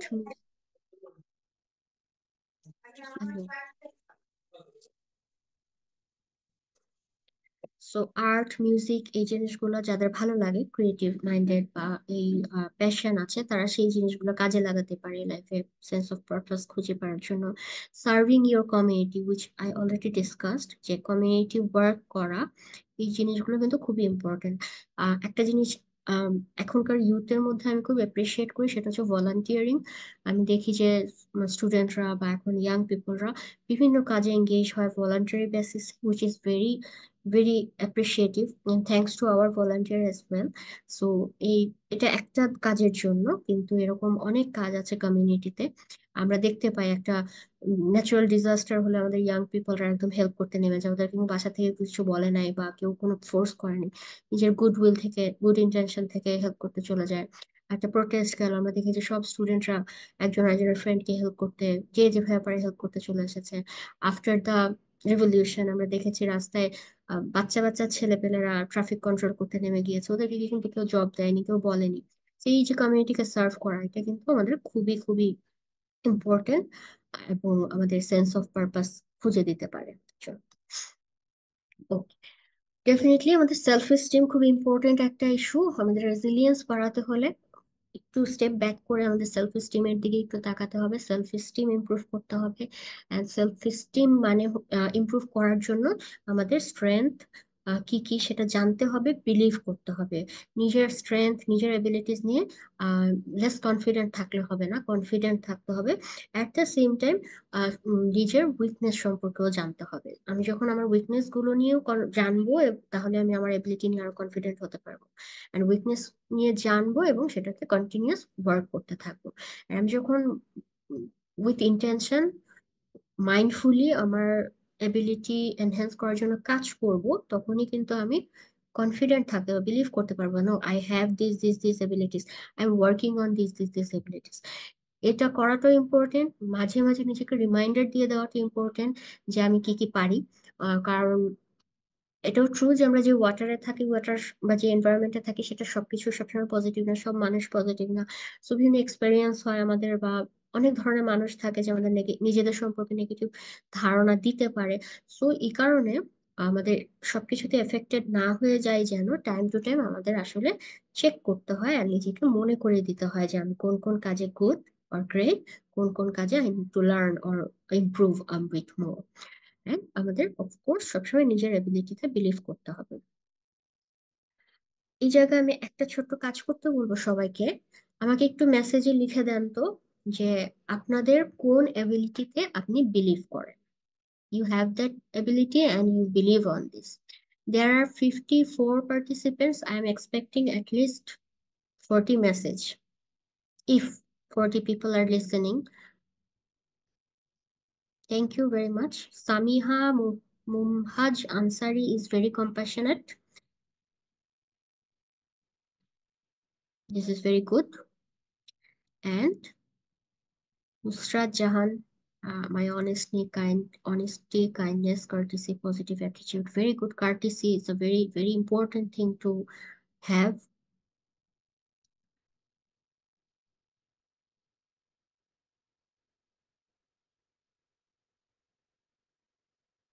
Gratitude, another very important thing. Hope and persistence, very important for resilience. Honesty, hope.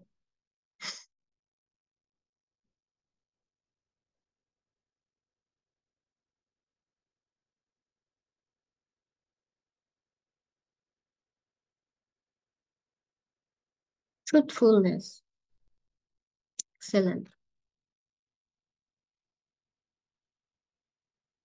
Honesty, gratitude, positive attitude, hopeful. Good listener, creativity, well-wisher, punctuality, quick learner, and adjustment, adaptability. This is very, very important for resilience and for life.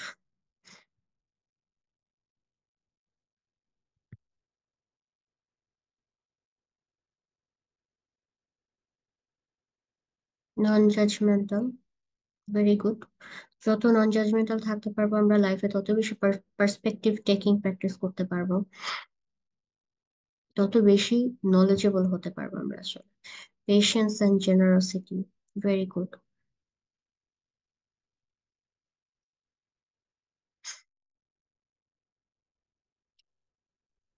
So thank you very much যারা যারা message দিয়েছেন। আর I really appreciate যে you believe that you have these things in you. These are some strong components, strong qualities to have.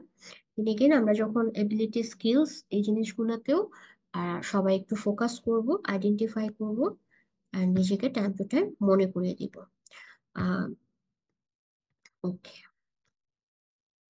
তারপর আসছে যে আমাদের resilience improve করার জন্য we need to build a strong social network. This social network is not Facebook, Instagram. This social network is real social network, একদম physical social network, সেটা মাথায় রাখতে হবে। আমাদের সোশ্যাল নেটওয়ার্কের পার্ট হিসেবে আমাদের ভার্চুয়াল লাইফটা থাকতে পারে, but virtual life only can not mean আমাদের স্ট্রং সোশ্যাল নেটওয়ার্ক আছে।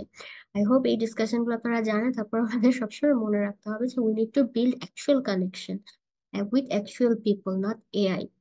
সো এটার জন্য আমি যেটা শুরুতে ডিসকাস করছিলাম যে আমার নিজের, আমি যখন একটা হেলদি ফ্রেন্ডশিপ, একটা হেলদি পিয়ার গ্রুপ ক্রিয়েট করতে চাই, আমার নিজেকে কিন্তু আগে এমপ্যাথি প্র্যাকটিস করতে হবে। আমার নিজেকে নন জাজমেন্টাল, কয়েকজন লিখেছেন, প্র্যাকটিস করতে হবে। আমাকে কম্প্যাশনেট থাকতে হবে টুয়ার্ড আদার্স, অ্যান্ড আরেকজনের সিচুয়েশন বোঝার ট্রাই করতে হবে। আমরা সবসময় হয়তো 100% বুঝবো না, বাট কোয়েশ্চেন করা যে একটা মানুষ কেন এরকম, একটা একটা মানুষ হয়তো একটা আনএক্সপেক্টেড বিহেভিয়ার করছে, why he or she is doing that, কি হতে পারে, থিঙ্ক করা। হ্যাঁ, এই প্র্যাকটিস গুলা রেগুলার করতে হবে। এট দ্য সেম টাইম ওই ধরনের মানুষকেও কিন্তু আমাদের খুঁজে বের করতে হবে, so that we can build strong healthy connections.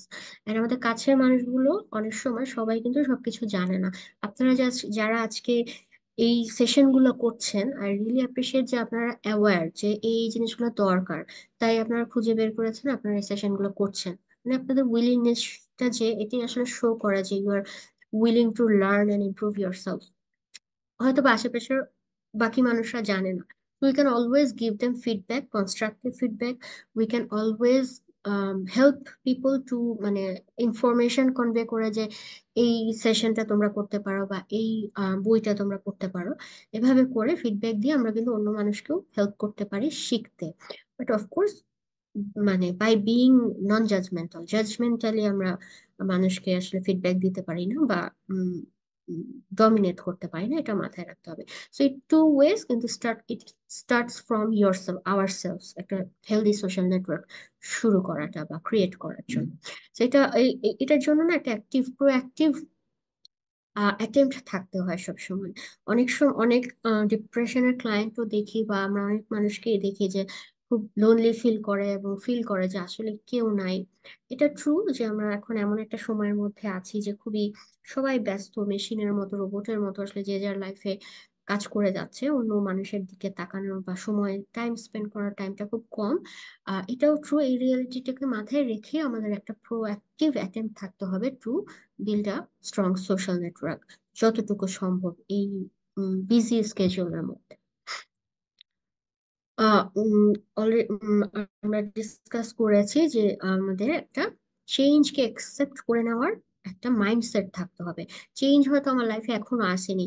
এখানে যে 55 পিপল আছে, তাদের যদি এইজ রেঞ্জটা, আমি ঠিক জানি না, এটা শাহিন বেটার বলতে পারবে, এবার আমি ধরে নিচ্ছি যে খুব কম বয়সী কেউ নাই। তো 18 ইয়ার্স ওল্ড থেকে 45 ইয়ার্স ওল্ডের যে এইজ রেঞ্জটা আছে, তো হয়তোবা এখনো আমাদের লাইফে মেজর কোনো চেঞ্জ আসেনি, হয়তোবা। কিন্তু মাথায় রাখতে হবে চেঞ্জ আসবে লাইফে, প্রত্যেকটা স্টেজে, প্রত্যেকটা ফেজে ডিফারেন্ট ডিফারেন্ট চেঞ্জ আসে। কমপ্লিট চেঞ্জ হয়ে যেতে পারে, গ্রাজুয়ালি চেঞ্জ হতে পারে, কিন্তু অ্যাকসেপ্ট করে নিতে হবে, তাহলে আমাদের ডিস্ট্রেস কম হবে অ্যান্ড আমাদের রেজিলিয়েন্সিটা ভালো থাকবে। তো ফ্লেক্সিবল থাকতে হবে, যে কোনো রকম এক্সপিরিয়েন্সে ফ্লেক্সিবল থাকতে হবে, so that we are not shocked or surprised সবসময়। একটা মানুষের সাথে আমরা অনেকদিন মিশি, হঠাৎ করে মানুষটার একটা খারাপ রূপ দেখলাম বা একটা নেগেটিভ কোয়ালিটি দেখে ট্রমাটাইজ যেন না হয়ে যায়। ফ্লেক্সিবল থাকি যে উই, একটা মানুষ আমার সাথে খারাপ ব্যবহার করলো, ওইটার পিছনে হয়তো অন্য কোনো এক্সপিরিয়েন্স বা কারণ থাকতে পারে। আমি একটা রেজাল্ট খারাপ করলাম, সেটার পিছে আর কি কি, মানে আমরা ইনস্ট্যান্টলি কপালের দোষ দিয়ে দিই, কষ্ট পেয়ে যাই, হ্যাঁ, বা নিজেকে ডিসঅ্যাপয়েন্টমেন্ট মনে করা শুরু করেছি, আমরা আমার প্যারেন্টসের জন্য একটা ডিসঅ্যাপয়েন্টমেন্ট হয়ে গেলাম। এভাবে না দেখে আমরা আর আর কি কি ফ্যাক্টরস আছে এই খারাপ হওয়ার পিছে। হতে পারে যে আমি আরেকটু ভালো প্রিপারেশন নিতে পারতাম, হতে পারে যে আমাদের কোয়েশ্চেনটাই বেশি হার্ড হয়েছে, হতে পারে যে একজন আমাদের খাতাটা খুব কড়াকড়ি ভাবে চেক হচ্ছে। অনেকগুলো ফ্যাক্টর থাকতে পারে, উই ডোন্ট নো যে কোনটা 100%, বাট সবগুলো এক্সপ্লেনেশন মাথায় রাখাটা খুব ইম্পর্টেন্ট, ফ্লেক্সিবল থাকাটা ইম্পর্টেন্ট, সো দ্যাট আমরা ঠাস করে নিজেকে ডিসঅ্যাপয়েন্ট না ভেবে ফেলি, ঠাস করে একটা মানুষকে খারাপ ভেবে না ফেলি। হ্যাঁ, এই জন্য ফ্লেক্সিবল ফ্লেক্সিবিলিটি প্র্যাকটিস করতে হবে সবসময়। অপটিমিস্টিক থাকতে হবে, কয়েকজন লিখেছেন দেখলাম যে হোপফুল থাকাটা খুবই ইম্পর্টেন্ট, এন্ড ইটস মানে কি বলবো toughest task I know, but এই জিনিসটা যে নিজেকে বারবার রিমাইন্ডার দেওয়া অ্যান্ড ফিরে আসা হোপফুল থাকার কথাটা, যে না 100%, আরেকজন বলছেন যে আগের থেকেই নেগেটিভটা হবে চিন্তা না রাখাটা খুবই ইম্পর্টেন্ট। সো অপটিমিস্টিক একটা অ্যাটিটিউড ধারণ করতে হবে, এটা একদিনে চলে আসবে না। একটা মানুষের কথা যদি চিন্তা করে তার লাইফে অনেক নেগেটিভ এক্সপিরিয়েন্স ধরলাম, তার জন্য কিন্তু it's not easy to be hopeful, to think positively for the future steps. কিন্তু it's not easy, but it's not impossible either. Try করতে হবে, একজন একজনকে হেল্প করতে হবে অপটিমিস্টিক থাকার জন্য। সেটা হতে পারে রিলিজিয়াস প্র্যাকটিসের মাধ্যমে হতে পারে, বিকজ অনেক রিলিজিয়নেও অপটিমিস্টিক থাকা বা হোপফুল থাকার কথাগুলো আছে, উইচ রিয়েলি হেল্পস। কেউ যদি রিলিজিয়াস প্র্যাকটিস কম করে, সে এমনি অপটিমিস্টিক থাকার বা তাকে হেল্প করার অনেক ওয়ে থাকতে পারে, সেভাবে আমরা অপটিমিস্টিক থাকতে পারি এবং একজন একজনকে হেল্প করতে পারি। সো যেটা হয় যে আমরা যখন অপটিমিস্টিক একটা অ্যাটিটিউড হোল্ড করি, তখন অনেক নেগেটিভ একটা এক্সপিরিয়েন্স ঘটে গেলেও ওই অপটিমিজমটা আমাদের শিল্ড করে to be affected by the distress or negative experience. আচ্ছা, সেলফ নার্চারেন্স স্কিল একটু আগে আরেকবার আমরা ডিসকাস করেছি যে হেলথ, লাইফস্টাইল, বডি, এই জিনিসগুলো সবসময় টেক কেয়ার করতে হবে। এটা খুব কমন একটা টার্ম ইদানিং use, which is self care skills, self care activity. এটা খুব ইম্পর্টেন্ট। আমি যদি ঠিক মতো খাওয়া দাওয়া, ঠিক মতো মানে উম, ঠিক কোয়ান্টিটির ঘুম অ্যান্ড ঠিক কোয়ান্টিটির এক্সারসাইজ করি, আমার বডিটা ইমিউন থাকবে টু বি মানে to get affected by anything. এখন হতে পারে আমি যদি ফিজিক্যালি সুস্থ থাকি, আমার ধরেন কেউ একজন অসুস্থ হয়ে গেল, তার জন্য আমার হসপিটালে আসা যাওয়া করতে হবে, হসপিটালে থাকতে হবে। আমি যদি সুস্থ থাকি আমি কিন্তু আরেকজনকে টেক কেয়ার করতে পারবো। আমি যদি নিজেও অসুস্থ থাকি, আমি তার জন্য তাকে হেল্প করতে পারবো, তার জন্য থাকতে পারবো না হসপিটালে। সো আমি যদি বডিলি ঠিক থাকি, যে কোনো ধরনের tension, stress, mental mapping, problem solving, এই কাজগুলো আমরা বেটার করতে পারবো। And, এই ডিসকাশনটা করতে গেলে অনেক বড় ভাবে করা যায়। ফিজিক্যাল এক্সারসাইজ হচ্ছে আমাদের ব্রেইন হেলথ ঠিক রাখে, ব্রেইন হেলথ ঠিক থাকলে আমরা বাকি সব কাজই করতে পারবো আসলে। সো সেলফ নার্চারেন্স স্কিলস গুলো ফোকাস করতে হবে এবং আমাদের আরো ইমপ্রুভ করতে হবে, রুটিন করে করতে হবে। আমি এই জায়গাটা শুরুতেই বলছি, এই জায়গাটা আমরা সবচেয়ে বেশি ইগনোর করি, কিন্তু এই জায়গাটা আমাদের সবচেয়ে আগে এবং সবচেয়ে বেশি ফোকাস করতে হবে আসলে। কিন্তু আবারও তার মানে এই না যে it's not only about me, নিজেরও টেক কেয়ার করতে হবে, তারপর আমাদের আশেপাশের কথাও চিন্তা করতে হবে। প্রবলেম সলভিং স্কিলস, এখানে কি সাইকোলজির কোনো স্টুডেন্ট আছেন, এক্স অর কারেন্ট? স্টাডিং করতেছি madam, professional psychology, Dhaka varsity. Okay, thank you. তাহলে আপনি প্রবলেম সলভিং স্কিলসটা ডেফিনেটলি জানেন। পড়ছি, আমি নন সাইকোলজির ব্যাকগ্রাউন্ড। আচ্ছা আচ্ছা, ওকে। আরেকজন হ্যান্ড রেজ করেছেন দেখলাম, মিস সানজিদা, আপনি সাইকোলজি স্টুডেন্ট মনে হয় নাকি? অনেকেই আছে, বাহ। হ্যাঁ, আমি সাইকোলজি স্টুডেন্ট। ওকে, নাইস। সো আমাকে একটু বলবেন প্রবলেম সলভিং স্কিলসটা কি? পড়া ধরছি না, ইটস ওকে, না পারলে জাস্ট একটু সবার সাথে যদি শেয়ার করেন কেউ একজন, যে প্রবলেম সলভিং স্কিলস আসলে কি, এক কথায়। ওকে, প্রবলেম সলভিং স্কিল নিয়ে আমি যদি বলি, আহ, হুম যে কোনো একটা প্রবলেম, আনএক্সপেক্টেড প্রবলেম অবশ্যই অ্যারাইজ করেছে, তো ওটা হুম আমাদের না ফেস করতে হবে। আমি তো ইগনোর করতে পারছি না, ওইটা ফেস করতে পারবো বা সলভ করতে পারবো, এই অ্যাটিটিউড নিয়ে আহ, ওই প্রবলেমটা সলভ করার ট্রাই করা। সো এটাই। Good, thank you. It's an proactive attitude. আমার লাইফে যে কোনো ধরনের প্রবলেম অ্যারাইজ করলো, আমরা অনেক সময় আছে একটু প্যাসিভ লাইফ লিড করে অনেকেই, স্পেশালি যাদের সবকিছু অলরেডি হয়ে যায় বা অন্যরা করে দেয়, তাদের এই স্কিলটা ডেভেলপ হয় না। তো আমাদের একটু প্রোঅ্যাক্টিভ হতে হবে। আমাকে আগে বুঝতে হবে প্রথম কথা হচ্ছে প্রবলেমটা কি আইডেন্টিফাই করতে হবে, প্রবলেমটা একটা নাম দিতে হবে। দেন এই প্রবলেমের আমরা যখন প্রবলেমটাকে ডিফাইন করে ফেলতে পারি একদম স্পেসিফিক টার্মসে, তখন আমরা ব্রেইনস্টর্ম করে বের করতে পারি যে এই প্রবলেমের কি কি পসিবল সলিউশনস আছে, কি কি অপশনস আছে এটাকে অ্যাপ্রোচ করার। এখন আহ, আমরা কারো উপর রাগ হলে, হ্যাঁ, একটা মানুষ আমাদের খুব ডিস্টার্ব করছে, তার উপর আমার অনেক রাগ হচ্ছে, এখন আমি মানুষটাকে মেরেও ফেলতে পারি। কেউ এই কাজটা করবেন না, but this can be an option. আবার ওই মানুষটাকে ডিল করার আমি আরো আদার অপশনসও চুজ করতে পারি, অথরিটির কাছে কমপ্লেন করতে পারি, তাকে নিজে বলতে পারি, কমিউনিকেট করতে পারি। সো অনেক অপশনস থাকতে পারে একটা প্রবলেমকে ডিল করার। সো আমাদেরকে আগে ব্রেইনস্টর্ম করে বের করতে হবে কি কি অপশন আছে। তারপর ওই অপশন গুলোর কস্ট বেনিফিট অ্যানালাইজ করতে হয় যে প্রত্যেকটা অপশনের কোনটা নিলে কি লাভ হবে কি ক্ষতি হবে। কস্ট বেনিফিট অ্যানালাইজ করে, যেমন আমি যদি কাউকে খুন করে ফেলি, ওটা কিন্তু আলটিমেটলি আমারই কস্ট, মানে কোনো বেনিফিট হলো না। সো ওই অপশনটা তো আমরা ডেফিনেটলি নিব না। সো অন্য অপশন গুলোর মধ্যে কোনটার বেনিফিটস বেশি কস্ট কম বুঝে আমরা একটা অপশন চুজ করি, তারপর সেটাকে ইমপ্লিমেন্ট করি।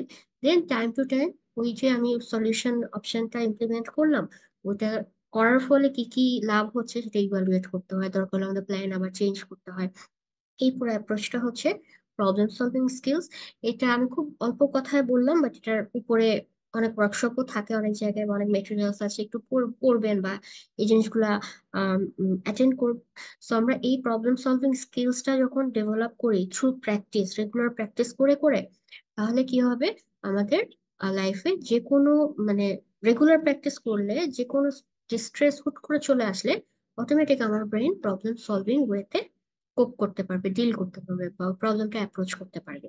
এন্ড এটা খুবই হেল্পফুল হয়ে থাকে, একটা জায়গায় স্টাক হয়ে থাকার চেয়ে আমরা মুভ অন করে ফেলতে পারি। সেটা খুবই খুবই মানে strongly correlated with resilience, problem solving skills যাদের আছে। আর সো এভাবে আমরা প্র্যাকটিস করতে পারি। আমি একটু আহ, অল্প কথায় শেষ করবো দেখে, নাহলে আমরা এক্সাম্পল দিয়ে ডিসকাস করতে পারতাম। আচ্ছা, সো আমি মনে আছে একজন সেল বোর্ড সিচুয়েশনটা যখন শেয়ার করলেন, আমি গোলস এর কথা বলছিলাম। এটা খুব ইম্পর্টেন্ট আমাদের ডেস্টিনেশনটা জানা, আমরা কোথায় যেতে চাই, কেন যেতে চাই, এই জিনিসটা ক্লিয়ার ক্লিয়ার থাকাটা খুব জরুরি। আম, অনেক ইয়াং পিপল, তার পার্সোনাল এক্সপিরিয়েন্স থেকে বলছি, অনেকেই জিজ্ঞেস করলে আচ্ছা বলতে পারে না বা এখনো হয়তো খুঁজে বের করে না যে আলটিমেটলি আমি কি হতে চাই, কি পড়তে চাই, কেন এই সাবজেক্টটা পড়তে চাই। তো এটা খুব ইম্পর্টেন্ট, ছোটবেলা থেকে আমরা যদি আমাদের সন্তানদের গোল সেট করে লাইফে মুভ ফরওয়ার্ড করা শেখাতে পারি। Or it's never too late, আমরা যখন অ্যাডাল্ট হয়ে গিয়েছি, সাপোজ আমি 40 ইয়ার্স ওল্ড হয়ে গিয়েছি, স্টিল আমি কিন্তু আমার গোল সেট করে এখন থেকে আমার গোল অ্যাচিভ করার প্ল্যান করতে পারি। তো গোল সেট করাটা খুবই জরুরি। গোল সেট করলে আমরা কিন্তু পারপাসফুল ভাবে আমার লাইফটা লিড করতে পারি। গোলস অবশ্যই অবশ্যই স্মার্ট হতে হবে। I hope many of you already know about smart goals.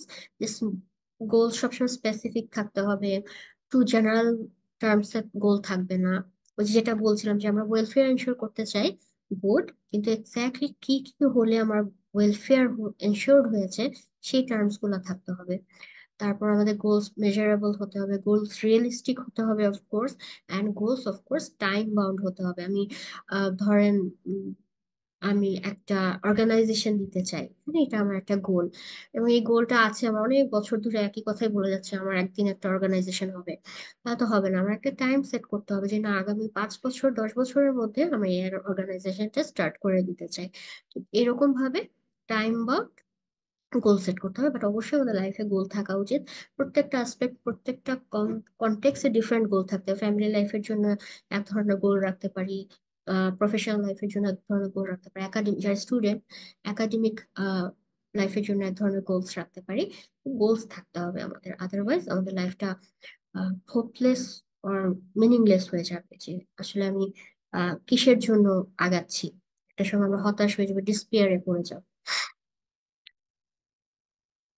আম, আচ্ছা, তো প্রবলেম সলভিং এ যে জিনিসটা ডিসকাস করছিলাম যে আমাদের রেজিলিয়েন্সি বাড়াতে হলে আমাদের প্রোঅ্যাক্টিভ হতে হবে, প্যাসিভ লাইফ লিড করা যাবে না, যে কোনো দুর্ঘটনা ঘটলে অনেক মানুষই, আমরা সবাই কষ্ট পাবো, ডিস্ট্রেসে পড়বো, কিন্তু ডিস্ট্রেসে পড়ে আবার আমাদের উঠে দাঁড়াতে হবে। ডিস্ট্রেসে পড়ে একদম হেসে যাওয়া যাবে না, মানে গিভ আপ করা যাবে না যে আমার সাথেই কেন এরকম হয়, বা একটা দুর্ঘটনা ঘটলো, আমার কেউ মারা গেল ক্লোজ, বা আমি একটা খুব ডিজায়ার্ড একটা জব রিজেক্টেড হয়ে গেলাম, তো আমি যদি ওইটা করেই বসে থাকি যে আমারই কপালটা খারাপ, আমি আনলাকি, আমার সাথে খারাপ হয় লাইফে, ওয়াই মি, ওই অ্যাটিটিউডটা না রেখে নেক্সট স্টেপের জন্য, নেক্সট স্ট্র্যাটেজির জন্য অ্যাক্টিভ থাকতে হবে যে হোয়াট নেক্সট, এটা তো গেল, এটা হয়তো ডিসঅ্যাপয়েন্টেড ডিস্ট্রেস হয়েছে, নেক্সট আমি কি করতে পারি।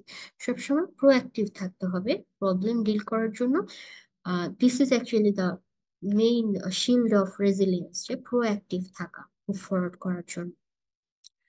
অ্যান্ড অফকোর্স আমাদের লাইফে আমরা যখন আগাই, মুভ অন করি, আমাদের লাইফে যেমন পজিটিভ প্রগ্রেসও হবে, কিছু সেটব্যাকসও হবে।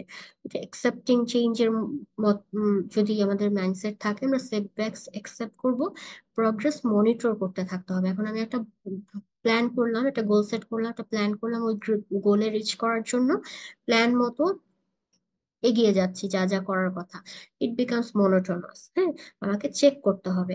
আপনারা ড্রাইভাররা যখন গাড়ি চালায়, বাস ড্রাইভাররা বা যারা প্রাইভেট কার চালায়, নিজের গাড়ি চালায়, আপনারা খেয়াল করবেন যে আপনারা সবসময় গ্লাসের দিকে, মিরর গুলোর দিকে কন্টিনিউয়াসলি তাকাতে হয় না?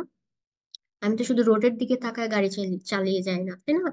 মিররের দিকে কেন তাকাতে হয়? আমি চেক করি সব সময় আমি ঠিক ওয়েতে আছি কিনা, আমার পাশে কে আছে, পিছে কে আছে, কোথাও লেগে যাচ্ছে কিনা, হ্যাঁ, কেউ নতুন করে এসে আমাকে গাড়ির সাথে লাগিয়ে দিচ্ছে কিনা। কন্টিনিউয়াসলি প্রগ্রেস মনিটর করতে হয়, লাইফেও তাই করতে হয়। স্টিয়ারিং হুইলটা নিজের হাতে, কিন্তু কন্টিনিউয়াসলি মনিটর করতে হয়। দ্যাট মিনস আমাকে কন্টিনিউয়াসলি মাইন্ডফুল থাকতে হয়, অ্যাওয়্যার থাকতে হয় where I am going. Okay, so আমি শুরুতে কয়েকজনের রিয়েল লাইফ এক্সাম্পল শুনছিলাম রেজিলিয়েন্সের, কিন্তু কিছু যদি খুব কমন এক্সাম্পল আমরা একটু দেখি। স্টিফেন হকিং এর কথা সবাই শুনেছি, তাই না? কে শুনিনি হ্যান্ড রেজ করি।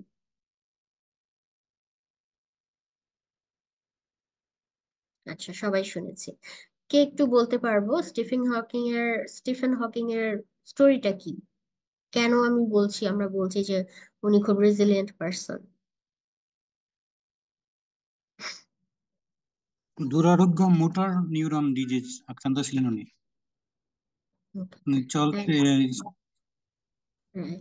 আমাদের সবার ব্রেন আছে, মাথা আছে, দুইটা হাত আছে, দুইটা পা আছে, হ্যাঁ, সুস্থ সবল আমরা, মোবিলিটি আছে, সব নিয়েও আমরা সবাই অনেক কিছু করছি আমাদের লাইফে। ওই মানুষটা একটা মোটর নিউরন ডিজিজ থাকা সত্ত্বেও সে কিন্তু আমাদের থেকে অনেক কন্ট্রিবিউশন রেখেছে সায়েন্টিফিক ওয়ার্ল্ডে। সো তার মানে কি, তার সেই কন্ডিশনটাকে সে কন্টিনিউয়াসলি ফাইট করে যাচ্ছে, ডেফিনেটলি তার রেসিলিয়েন্স আছে। অনেক সময় অনেক মানুষের অনেক প্রিভিলেজ থাকার পরেও নিজের মধ্যে ইন্টারনালি রেজিলিয়েন্স না থাকলেও কিন্তু মানুষ ফাইট করতে পারে না বা গেট থ্রু করতে পারে না। এই রেজিলিয়েন্স থাকাটা খুব ইম্পর্টেন্ট। যে এক্সাম্পলটা আরেকবার দিয়েছিলাম 2020 সালে যে প্যান্ডেমিক, এটা কিন্তু ইট শোজ আমাদের সবারই যে কম বেশি রেজিলিয়েন্স আছে। অনেকের ফ্যামিলি মেম্বার্স মারা গিয়েছে, মৃত্যুবরণ করেছে কোভিডে, তারাও কিন্তু আসলে লাইফে মুভ অন করে ফেলেছে ওই সময়টা পার করে। It shows resilience definitely. আমাদের জাস্ট অ্যাওয়্যার হতে হবে আমাদের কি কি আছে, কি দিয়ে আমরা আসলে সার্ভাইভ করে ফেললাম। নিজেকে কোয়েশ্চেন করতে হবে যেন ওই স্ট্রেংথ গুলো আমরা ফিউচারে কাজে লাগাতে পারি।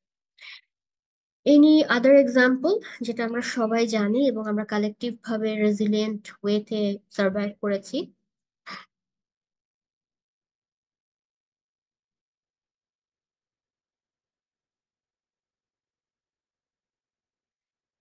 এনিওয়ান? আপু আমি একটা কথা বলতে চাই।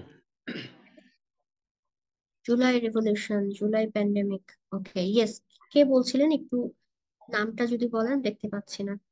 আচ্ছা আমি হচ্ছে ইনসান ও, সাইকোলজি ডিপার্টমেন্ট থেকে বলছি, Bangabandhu Sheikh Mujibur science and technology university. Okay. Stephen Hawking এর যে কথাটা বলছিলেন, আমার মনে হয় যে যারা রেজিলেন্ট পার্সন হয় তাদের মধ্যে প্রবলেম সলভিং স্কিলটা একটু বেশি থাকে। আর যারা স্পেশালি যারা প্রবলেম সলভিং স্কিল ডেভেলপ করে বা থাকে, তাদের মধ্যে একটা রেজিলিয়েন্স পাওয়ার অটোমেটিক্যালি জেনারেট হয়। তারা যে কোনো জিনিসেই মানে খুব সহজেই ভচকে যায় না। তারা ওই জিনিসগুলো হুম নিয়ে আগে ভাবে, দেন একটা ডিসিশন নেওয়ার চেষ্টা করে। তো হুম সেক্ষেত্রে স্টিফেন হকিং এর ক্ষেত্রে আমার কাছে মনে হয়েছে যে যেহেতু তিনি রিসার্চে অনেক তার কন্ট্রিবিউশন আছেন এবং বিভিন্ন ধরনের সায়েন্টিফিক ফাইন্ডিংস উনি বের করছেন, সো সেক্ষেত্রে অবশ্যই তার ওই লেভেলের রেজিলেন্স ছিল বলেই তিনি ধৈর্য সহকারে সবকিছু ফাইন্ডিংস বের করতে সক্ষম হয়েছেন। সো হুম বলতেই পারি যে স্টিফেন হকিং এর রেজিলেন্স পাওয়ারটা বেশি ছিল। Thank you very much mister Insan, খুব সুন্দর বলেছেন যে প্রবলেম সলভিং স্কিলটা ডেফিনেটলি আছে, ইট শোজ। কারণ উনি একদম ফিজিক্যালি ইমোবাইল হয়ে গেলেন, তো থিঙ্ক করেছেন যে আর কি কি ভাবে, কি কি অল্টারনেটিভ টেকনোলজি আর অ্যাসিস্টিভ ইনস্ট্রুমেন্ট ইউজ করে আমি বেঁচে থাকতে পারি। উনি অথবা ওনার যে টিম, ওনার ফ্যামিলি মেম্বার সবাই চিন্তা করেছেন এই যে থিঙ্ক করে বের করা, ক্রিটিক্যালি থিঙ্ক করে প্রবলেম সলভ করার জন্য বের করা। And good thing is we all can learn and improve hour problem solving skills. যে স্টেপ গুলো বললাম, কিছু কিছু স্টেপস আছে, স্টেপ গুলার নিজেরা রেগুলার রিটেন ওয়েতে প্র্যাকটিস করে কিন্তু আমরাও আমাদের প্রবলেম সলভিং স্কিল ডেভেলপ করতে পারি, এনহ্যান্স করতে পারি, সো দ্যাট আমার লাইফে আল্লাহ না করুক কোনো রকম প্রবলেম আসলে I can think of alternative things. কয়েকজন মেসেজ দিয়েছেন জুলাই রেভলিউশনের কথা। Thank you, I can connect now. যে হ্যাঁ, আমাদের মাঝখানে এক সপ্তাহ একদম ইন্টারনেট ছিল না, কানেকশন ছিল না, but somehow we could get through the time. যে অনেকে অনেক ডিস্ট্রেস নিয়ে, খারাপ লাগা নিয়ে, যে কোনো কারণে, এক একজন এক এক কারণে ডিস্ট্রেস নিয়ে আমরা কিন্তু ওই সময়টা পার করে ফেলেছি। কিন্তু আমরা কিন্তু নর্মালি চিন্তা করতে পারি ইন্টারনেট ছাড়া আমরা আসলে এক সপ্তাহ পার করব। ওই এক সপ্তাহ এসেছে আমাদের লাইফে দেখে কিন্তু আমরা এখন থিঙ্ক করতে পারি যে না, কখনো যদি ইন্টারনেট চলে যায় আমরা কি কি অল্টারনেটিভ কাজ করে সময় পার করতে পারবো। সো দিস থিংস আসলে এক্সপেরিয়েন্স অ্যাকচুয়ালি আমাদের রেজিলিয়েন্স ইমপ্রুভ করতে বা রেজিলিয়েন্স প্র্যাকটিস করতেও হেল্প করে, পারসিস্ট করতে হেল্প করে। সো যে জিনিসটা ডিসকাশনে চলে এসেছে, দিস ইজ অ্যানাদার থিং, যে keep working on your skills. Continuously আমাদের আসলে প্র্যাকটিস করতে হবে, অ্যান্ড এটা কিন্তু রিসার্চে দেখা গিয়েছে যে through practice and training and practice resilience actually improve করা যায়। সো আপনাদের এই সেশনে যারা এসেছেন, অফকোর্স আপনারা বেশিরভাগই লিখেছেন যে somewhat resilient you are, that's good. It would be great যে আমরা কন্টিনিউয়াস প্র্যাকটিসের মধ্যে থাকলে আমরা আসলে মাচ রেজিলিয়েন্ট সবাই হতে পারবো। And it can fluctuate, it can always fluctuate. আমি অনেক রেজিলিয়েন্ট ছিলাম, এখন একটু কমে গিয়েছে, আমরা আবার এটাকে রিগেইন করতে পারি through practice and training. So there are some materials at the end, যেখানে আপনারা রেজিলিয়েন্স সম্পর্কে আরো জানতে পারেন। তো একটা জিনিস সবসময় মাথায় রাখতে হবে, আমরা রেজিলিয়েন্সের যে কম্পোনেন্ট গুলো জানলাম, connection, wellness, healthy thinking and meaning, purpose and meaning in life, এই সবগুলো কিন্তু একটা আরেকটাকে কন্টিনিউয়াসলি ইনফ্লুয়েন্স করতে থাকে। আপনি একটা আসপেক্টে ওয়ার্ক অন করতে থাকবেন, সেটা আপনার আরেকটা আসপেক্টকে ডেভেলপ করবে, তারপর এভাবে করে একটা আরেকটাকে হেল্প করে, and it's like a machine and a continuous development process. So these are the resources you can take further help for your future learning. And there are always lots of workshop courses. এগুলো সব থাকার পরেও আমি একটা কথা আবার বলবো, সেটা হচ্ছে প্র্যাকটিস। অনেক রিসোর্স আছে, অনেক ইনফরমেশন আছে, but if we do not utilise those information or implement those things in our personal life, তাহলে আসলে কোনো কিছুই কাজে দিবে না। So start practising first. Practice করতে করতে যদি মনে হয় আরো শিখতে হবে, তখন আমরা আরো অনেক কিছু, অনেক রিসোর্স আছে ইন্টারনেটের ইয়েতে, সময়ে। সো বাকি সবকিছু কাজে লাগাতে পারি। Thank you very much. I hope this session helps, and if anyone want to contact me for any purpose, you can always email me, or you can contact me through Shahin, through Pacify. So thank you everyone. আমি একটু feedback and sharing এ চলে যেতে চাই। আজকে সেশনটা কেমন হলো, কোনো কি কি কারো বেনিফিট হয়ে থাকলে কোন জিনিসটা বেনিফিট হয়েছে একটু থিঙ্ক করবেন এবং একটা করে অ্যান্সার দিবেন সবাই এখন। সেটা হচ্ছে যে আজকের সেশনের কোন টপিকটা আপনার জন্য নিউ লার্নিং ছিল অ্যান্ড বেনিফিট হবে অফকোর্স। একটু চ্যাট বক্সে যদি সবাই লিখে দেন।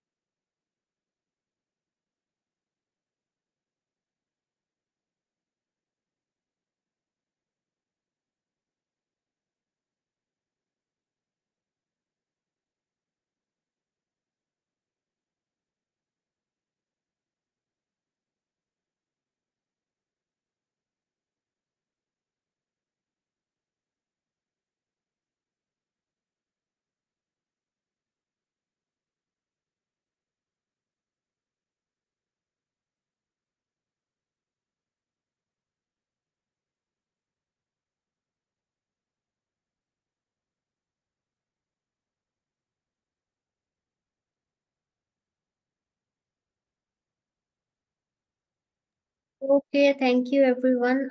এই ফিডব্যাকের থ্রুতেই Shahin, over to you. You can take the floor now and wrap up. Thank you, everyone. Thank you so much আপু, থ্যাংক ইউ সো মাচ। মানে এতগুলো কনসেপ্ট, কিছু আমি কিছু তো একদম ফর্মটা ঢুকতে পারতেছি না। আচ্ছা, আমি একটু দেখতেছি। ফর্মে অ্যাক্সেস আসছে না, একটু কাইন্ডলি চেক করুন।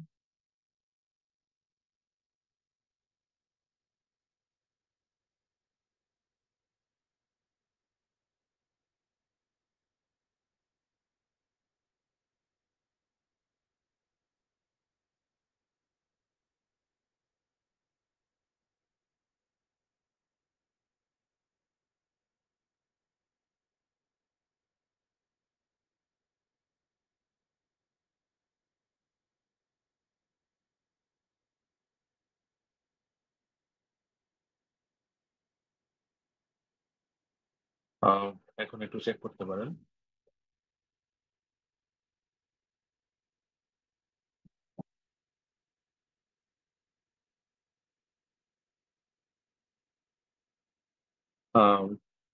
থ্যাংক ইউ সো মাচ আপু। মানে এতগুলো নতুন কনসেপ্ট নিয়ে আজকে মানে আলোচনা করলেন। বিশেষ করে কিছু কিছু কিছু কিছু কনসেপ্ট এরকম ছিল, যেমন আমি দেখছিলাম যে অনেকেই চ্যাট বক্সে লিখছেন যে সেলবোর্ড কনসেপ্ট, সেন্স অফ পারপাস, মানে তারপর সবচেয়ে বড় বিষয় যে রেজিলিয়েন্স বিল্ড করার যেই হেল্পিং টুলস গুলা, আর যেই ফোকাসটা করছেন যে প্রোয়েক্টিভ হওয়া, এবং যে স্টিফেন হকিংস এর যে ব্যাপারটা নিয়ে আসছেন, মানে সম্পূর্ণ ব্যাপারটা ট্রুলি রিলেটেবল। কেননা মানে আমি যত বেশি প্রবলেম সলভার হতে পারবো, মিনস আমি তত বেশি ক্রিয়েটিভ হতে পারবো। সো এবং আমার লাইফটা আসলে ওইভাবে তত ভালোভাবে চলার সুযোগ আছে। মানে মানুষ মেন্টালি ডিসেবলড হয়ে যায় কেননা সে তার সামনে যে প্রবলেমটা অ্যারাইজ করে সে সেটা সলভ করতে পারে না। তো এটার জন্য অন্য কারো হেল্পও নিতে পারে না, ইভেন পিয়ার গ্রুপের সাথে কথা বলতেও পারে না, বা আশেপাশে যে থাকে তার সাথেও ঠিকঠাক কথা বলা হয়ে ওঠে না। মানে সে প্রোয়াক্টিভও না, ইভেন মানে পোস্ট অ্যাক্টিভ হওয়ারও কোনো টেন্ডেন্সি থাকে না। সো এই জায়গাগুলোতে আসলে আহ, কিভাবে প্রোঅ্যাক্টিভ ওয়েতে কাজ করলে প্রবলেমটা কিভাবে ভালোভাবে সলভ করা যায়, কি হয়, সেই সম্পূর্ণ ব্যাপারগুলো আজকে আপনার আলোচনায় উঠে আসছে। বিশেষ করে যে সেল বটের যে কনসেপ্টটা, সেই জিনিসটা নিয়ে অনেক আলোচনা হয়েছে। তো মানে অসংখ্য ধন্যবাদ এই নতুন নতুন কনসেপ্ট গুলোর সাথে আমাদের পরিচিত করে দেওয়ার জন্য। আবার বিশেষ করে আমি আহ দেখছিলাম যে রেজিলিয়েন্স হওয়ার যে স্ট্র্যাটেজি কি কি থাকতে পারে, তারপর যে রেজিলিয়েন্সের যে কম্পোনেন্ট গুলা, কম্পোনেন্টের মধ্যে যেই সাব কম্পোনেন্ট গুলো আছে সেগুলা নিয়ে বিস্তারিত আলোচনা করছেন। সো ওভারঅল মানে এক্সপেরিয়েন্সটা অত্যন্ত চমৎকার। বিশেষ করে আমি মনে করি যে আজকের যে অলমোস্ট 2 ঘন্টা যারা আজকের সেশনে প্রেজেন্ট আছেন, তারা আসলে নিশ্চিত মানে অনেক বেশ ভালো কিছু লার্নিংস তারা তাদের সাথে নিতে পারবেন। তো সেটা সম্পূর্ণ ক্রেডিট আপনার, মানে আপনাকে অসংখ্য ধন্যবাদ সময় দেওয়ার জন্য এত ব্যস্ততার মধ্যেও। ইভেন আপনি আগেও আমাদের একটা সেশনে ছিলেন। তো আশা করি আপনার আপনার থেকে যে লার্নিংটা আমরা শিখছি সেটা ভবিষ্যতে অনেক কাজে লাগবে, এবং সেটা এবং আপনার থেকে শিক্ষণীয় যে কনসেপ্ট গুলো আমরা আমরা আমরা লার্ন করলাম সেই জিনিসগুলো আরো এক্সটেন্ড করতে পারবো ভবিষ্যতে। So full credit goes to you, মানে অসংখ্য ধন্যবাদ আপনাকে। আর আমরা পার্টিসিপেন্টকেও ধন্যবাদ জানাই যে এত এত সময় নিয়ে ধৈর্য সহকারে এত ইন্টারেক্টিভ একটা সেশন আপনারা আহ, আপনারা আপনার ইন্টারেক্টিভ সেশনে আপনারা ছিলেন। তো আপনাদেরকে অসংখ্য ধন্যবাদ সাথে থাকার জন্য। আর আরেকটা জিনিস হচ্ছে যে আমাদের সেশন 9 সেশন 9 থেকে আমরা একজন পার্টিসিপেন্ট চুজ করে র্যান্ডমলি একজন পার্টিসিপেন্ট চুজ করেছি, যিনি আমাদের টোকেন অফ অ্যাপ্রিসিয়েশন হিসেবে 250 টাকা পাবেন। তিনি হচ্ছেন মিস্টার তরুণ মিত্রা। আহ, আপনি আমাদের সাথে যোগাযোগ করবেন, আমি গ্রুপে বলে দিব, আপনি 250 টাকা পাবেন। তো কংগ্রেচুলেশন মিস্টার তরুণ। আহ, এবং আজকের সেশন নাম্বার 10-এ আমরা যারা ফিডব্যাক ফর্মটা ফিল আপ করবেন এবং ফিডব্যাক দিবেন, আপনাদের ফিডব্যাক ফর্মটা আমাদের স্পিকারের সাথে শেয়ার করা হবে, আহ, যাতে করে আপনাদের ফিডব্যাকটা আমাদের স্পিকার দেখতে পারেন।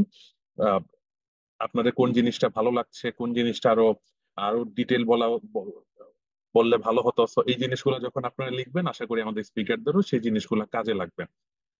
এন্ড দেন আজকের সেশনের যে টোকেন অফ অ্যাপ্রিসিয়েশনের 250 টাকা, সেটা আগামী সেশন অর্থাৎ আগামী সপ্তাহের শনিবার সন্ধ্যা 7টা থেকে রাত 9টার সময় এই সেশনে আপনাদের অ্যানাউন্স করা হবে। এবং সেই পর্যন্ত সবাই ভালো থাকবেন। আমি নিয়াম ভাই ছিলেন আমাদের পিসিফাই chief executive officer.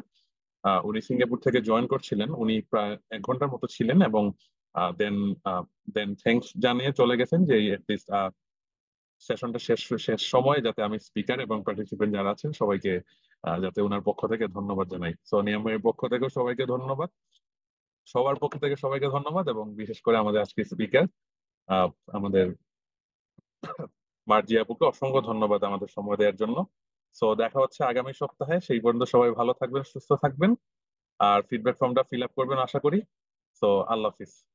Thank you everyone, আল্লাহ হাফেজ, গুড আল্লাহ নাইট। হাফিজ। আসসালামু আলাইকুম, গুড নাইট।